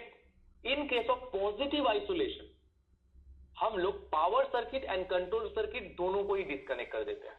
पॉजिटिव आइसोलेशन मतलब ग्रुप आइसोलेशन ले रहे हैं या इंडिविजुअल आइसोलेशन पॉसिबल नहीं है उसके लिए क्योंकि मैक्सिमम हो रहा है, बट मान लेते हैं ग्रुप आइसोलेशन के समय, तो हम लोग क्या करते हैं, पावर सर्किट इलेक्ट्रिकल का एंड कंट्रोल सर्किट दोनों को ही डिस्कनेक्ट कर देते हैं। अभी power circuit and control circuit जिनको पता नहीं उनके जस्ट नॉलेज के लिए बता देते हैं, just like our human body, जहां पे मसल्स आपके पावर प्रोवाइडर है एंड नर्वस सिस्टम आपका signal provider. In the same way electrical system में एक सर्किट रहता है जो उसको पावर प्रोवाइड करता है और एक सर्किट रहता है जो उसको कमांड भेजता है, ऑन होना है कब, ऑफ होना है कब, इंटरलॉक्स क्या क्या है उन सब का। तो इन case of control stop isolation हम लोग पावर सर्किट को छेड़खानी नहीं करते हैं, हम लोग सिर्फ और सिर्फ कंट्रोल पावर को बंद करके उस इक्विपमेंट में काम कर लेते हैं। उसके लिए एक अलग से कंट्रोल स्टॉप प्रोसीड्यूर डेवलप किया जाता है। कंट्रोल लाइन में हार्डवेयर में एक स्विच प्लेस किया जाता है, जिस स्विच का 2 ही पोजीशन है, आइदर ऑन या ऑफ। और कंट्रोल स्टॉप में कोई जॉब हो सकता है कि नहीं उसके लिए पहले से प्रीडिफाइंड कुछ कंडीशन है, जो कंडीशन फुलफिल हो रहा है कि नहीं वो जज करने का रिस्पॉन्सिबिलिटी 2 आदमी के पास है। दोनों का कलेक्टिव अप्रूवल चाहिए तभी वो जॉब कंट्रोल स्टॉप में होना पॉसिबल है। कौन कौन है? आपके डिपार्टमेंट के ऑपरेशन के हेड और चीफ एंड सेफ्टी डिपार्टमेंट के हेड या सीनियर मैनेजर, दोनों लोग अगर कलेक्टिवली एग्री होते तभी जाके कोई जॉब को कंट्रोल स्टॉप में किया जा सकता है, अदरवाइज नहीं। कंट्रोल स्टॉप प्रोसीड्यूर है क्या कि पावर सर्किट को बिना छेड़खानी किए सिर्फ कंट्रोल पावर को बंद करके उस इक्विपमेंट में जॉब को एग्जीक्यूट कर लेना, it's termed as control stop isolation. Clear? जी सर, और एक चीज पूछना था सर, ये देखिए अगर बाई चांस सोचिए हमको कोई इक्विपमेंट को हमको शॉर्ट टर्म के लिए हमको खाली आइसोलेट करना है, जैसे अप्रोक्स 30 मिनट से कम रहेगा, तो उस समय कंट्रोल स्टॉप यूज करके तो हम कर सकते हैं ना, इमरजेंसी स्विच को अगर हम यूज करके हम माने पॉजिटिव आइसोलेशन कर सकते हैं। और देखिए पहला चीज है, दो चीज इसमें पहला बात बोल देते कि emergency switch is not a control stop switch. First of all control stop switch अलग होता है, ठीक है। कंट्रोल स्टॉप के लिए अलग से स्विच डिफाइन किया जाता है जो ऑपरेटर पैनल में रहता है। Emergency push button is only for encounter the emergency conditions only, it is not a control stop push button. First of all कोई जॉब के लिए अगर आपको ऐसा फील हो रहा है कि 30 मिनट का काम है जिसके लिए मैं चाहता हूं कि उस इक्विपमेंट को बंद रखे 30 मिनट के लिए, तब भी पॉजिटिव आइसोलेशन लेके उसको बंद करना है, क्योंकि कंट्रोल स्टॉप को यूज करने के लिए पहले ही बोला कुछ स्पेशलाइज्ड, कुछ पहले से प्री डिफाइंड कंडीशन है। जो कंडीशन फुलफिल हो रहा है कि नहीं उसको जज करने का ऑथोरिटी भी हमारे पास नहीं है, वो है डिपार्टमेंट के हेड या चीफ ऑफ ऑपरेशन। सिर्फ उनके कहने से भी नहीं होगा, उसके साथ साथ वो पहुंचेगा हेड या सीनियर मैनेजर ऑफ सेफ्टी के पास। जब ये दोनों लोग एग्री होंगे तभी सिर्फ वो जॉब को कंट्रोल स्टॉप में किया जा सकता है। तो सिर्फ बंद करने के लिए अगर आपको करना है तो आप ई स्टॉप मार के बंद कर रहे हो, इट इज नॉट एक्सेप्टेबल। पहले ही बोला था आइसोलेशन इंश्योर करने के लिए इमरजेंसी पुश बटन, कोई भी किस्म के इंटरलॉक को हम लोग भरोसा नहीं कर सकते। अगर आपको आइसोलेशन इंश्योर करना है then it is only through either isolator or isolating device ही करना है। बट आप सिर्फ बंद करके रखना चाहते हो तो आप करो, that is another thing. But isolation ensure करने के लिए through isolator or isolating device only, there is no other choice, ठीक है। ओके और कुछ सर एक क्वेश्चन है, तो सर मैकेनिकल पावर कटिंग दिया, कोई मोटर का हम लोग पावर कटिंग कर दिए, तो सर पावर कटिंग के साथ उसका कंट्रोल जब काटना है ना, ओनली पावर काट देने से तो हो जाएगा? पावर और कंट्रोल दोनों को ही डिस्कनेक्ट किया जाता है। जब भी हम लोग इलेक्ट्रिकल आइसोलेशन का बात करते हैं हम लोग पावर सर्किट को भी डिस्कनेक्ट करते हैं, कंट्रोल सर्किट को भी डिस्कनेक्ट करते हैं। दोनों में से कोई एक को काटने से होगा ऐसा नहीं है, दोनों को ही काटना है। हम लोग कोई भी चांसेस रखना ही नहीं चाहते। Okay sir, thank you. Anyone else? Sir कुछ टेस्टिंग करेंगे तो समझा नहीं, और एक बार बोलिए sir. Can you explain about the life saving rules? What, देखिए लाइफ सेविंग रूल टोटल 12 है, ठीक है। अभी वो 12 लाइफ सेविंग रूल अलग अलग चीज में है। जैसे पॉजिटिव आइसोलेशन स्टैंडर्ड एक लाइफ सेविंग रूल है, वर्क परमिट सिस्टम स्टैंडर्ड एक लाइफ सेविंग रूल है, ड्रग एंड अल्कोहल पॉलिसी एक लाइफ सेविंग रूल है, मूविंग मशीनरी एक लाइफ सेविंग रूल है। सबके लिए अलग अलग सेशन है, तो मैं एक सेशन में सारे के सारे रूल्स को आपको नहीं बता सकता, पॉसिबल भी नहीं। इसके लिए अलग अलग डिफाइंड सेशन है, ठीक है। ये जो सेशन है उस लाइफ में से एक पर्टिकुलर लाइफ सेविंग रूल के ऊपर हम फोकस है, is a positive isolation standard, वो हम लोग डिस्कस किए। बाकी हो सकता है जैसे इसका आपको नोटिफिकेशन मिला, कल के दिन हो सकता है वर्क परमिट सिस्टम का मिले, उसके दिन हो सकता है आपको मूविंग मशीनरी का मिले, उसके दिन हो सकता है आपको बाईपास सिस्टम का मिले कि कैसे सिस्टम को बाईपास किया जाना चाहिए, वो भी एक लाइफ सेविंग रूल है। रोड एंड रेल सेफ्टी वो भी एक लाइफ सेविंग रूल है। तो जब ऐसा मिलेगा सर उसको आपको ज्वाइन करना है। अभी एक सेशन में सारा चीज को देखिए, मैं बोलूंगा भी तो आपको पूरा चीज में नहीं बता पाऊँ, जस्ट आपको एक मतलब आधा नॉलेज देना होगा, तो इट इज नॉट गुड कि मैं आपको हाफ नॉलेज देके निकल जाऊं, ठीक है। तो इट इज बेटर कि ऐसे ज्वाइन कीजिए, you will get more benefit from that. Sir hello, बोलिए, सुन पा रहा हूँ मैं। सर कुछ टेस्टिंग करना है तो पावर कटिंग करके कैसे करें? देखिए टेस्टिंग या इंस्पेक्शन, देखिए टेस्टिंग दो किस्म के होते हैं, ठीक है। एक टेस्टिंग हो गया आपका, जैसे आईआर टेस्टिंग हो गया, तो वो पावर कटिंग करके ही करना है आपको। हाँ, तो करना पड़ेगा। टेस्टिंग हो गया, ये सब पावर कटिंग के लिए, that is testing. I hope आप के बारे में बात कर रहे हैं जहां पे हम लोग वाइब्रेशन लेते हैं, जी जी, जहां पे हम लोग नॉइस को मॉनिटर करते हैं, ये सारे सर और इंस्पेक्शन का एसओपी अलग से बनता है। उस केस में क्या होता है ना कि इंस्पेक्शन के एसओपी में कैसे सेफली हम लोग उस इंस्पेक्शन को कर पाए उसका जिक्र किया हो रहता है, तो उसको फॉलो करके करना है। It is not a job. Repair या मेंटेनेंस रिलेटेड एक्टिविटी के लिए हमें पॉजिटिव आइसोलेशन चाहिए। सपोज मैं किसी मोटर का वाइब्रेशन लेने जा रहा हूँ, मोटर को पावर कटिंग करके वाइब्रेशन नहीं ले सकते ना जी, ठीक है। इसलिए अलग से बनता है एसओपी इंस्पेक्शन का, तो उसको फॉलो करके मुझे सेफली उस काम को करना है। उसके लिए सेफ पैरामीटर्स लिखे रहते हैं कि कहाँ से लेना है, कैसे लेना है, वो सारा चीज वहां पे मेंशन रहता है। सर तो उसी फुटेज तो चेक करेंगे जहाँ पर भी हम लोग, तो वहाँ पर तो भी वही चीज होता है ना। सब केस का ही बात करो, ये बोले ना कि साइट में कुछ प्रॉब्लम हो, सपोज कंट्रोल सर्किट में कुछ फॉल्ट है, अभी क्या फॉल्ट है उसको जी, ढूंढ जी। इंस्पेक्शन ही करना है ना, बंद करके तो मैं नहीं सर, इंस्पेक्शन नहीं कर सकते सर। चेकलिस्ट रहता है कि क्या क्या चीज चेक करना है, वैसे चेक किया जाता है वो सब सेफली, ओके ये सर। साथ ये वो सब खोल के, ठीक। Okay sir. और कुछ नो सर। Anyone else?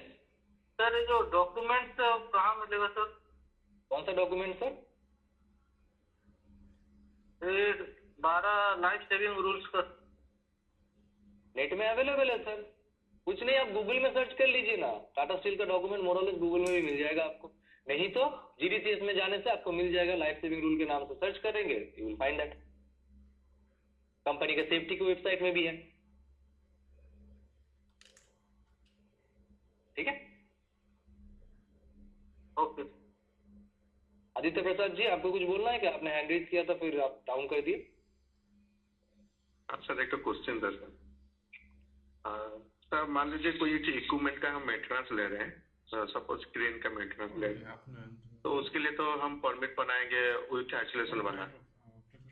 तो ऐसा भी होता है कि हम मेंटेनेंस करने के बाद हमको लगा कि उसका कंट्रोल सर्किट चेक करना चाहते हैं कि वो इक्विपमेंट वाला वो चीज तो काम कर रहा है कि नहीं, तो उसके लिए क्या करना पड़ेगा सर? मान लीजिए वो वाला चीज एसओपी में मेंशन किया हम लोग उसको ट्रायल टेस्टिंग करने के लिए, तो उसके लिए क्या हम लोग को पावर गेटिंग का करने के पावर गेटिंग रेज करेंगे, उसके बाद हम लोग टेस्टिंग करेंगे? एकदम सर, उसके लिए पहले जो आपने जो रिपेयर का परमिट लिया था उसको ओनर को वापस करके वो जो आइसोलेशन है उसको डीएक्टिवेट कर देना है, फिर ट्रायल या जो भी प्रोसेस है आपका टेस्टिंग का प्रोसेस है उसके भी आप में एक परमिट रेज करके आप उसमें ट्रायल या टेस्टिंग कर सकते हो पावर गेटिंग लेके, बट पहले वाला बंद करना होगा कंप्लीटली, अदरवाइज मैं नया नहीं को ट्रायल या टेस्टिंग नहीं कर सकता। Okay sir, thank you sir. Anyone else? चलिए, इफ नो तो हमारा टाइम था 2 घंटे का end more or less we have tried to complete this thing. तो अगर और किसी को कुछ डाउट नहीं है तो thank you for your patience, तो आप लोग मूव कर सकते हैं। हाँ संगीता, बोलिए सॉरी।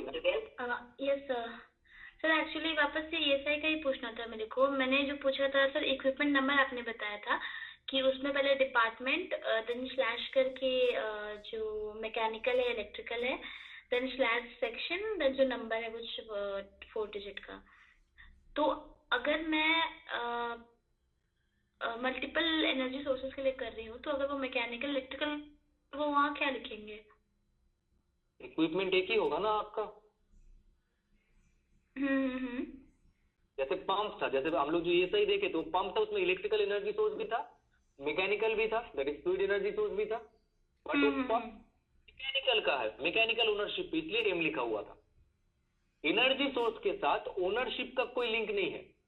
इक्विपमेंट फाइन होता है, जैसे पंप का ओनर मैकेनिकल होता है, ट्रांसफार्मर हो गया, सर्किट ब्रेकर्स हो गया, मोटर हो गया, इसका ओनर इलेक्ट्रिकल होगा हमेशा। Okay, sir. Now I understand. Thank you, sir. Anything else? If no, No, sir. if no, thank you to all of you.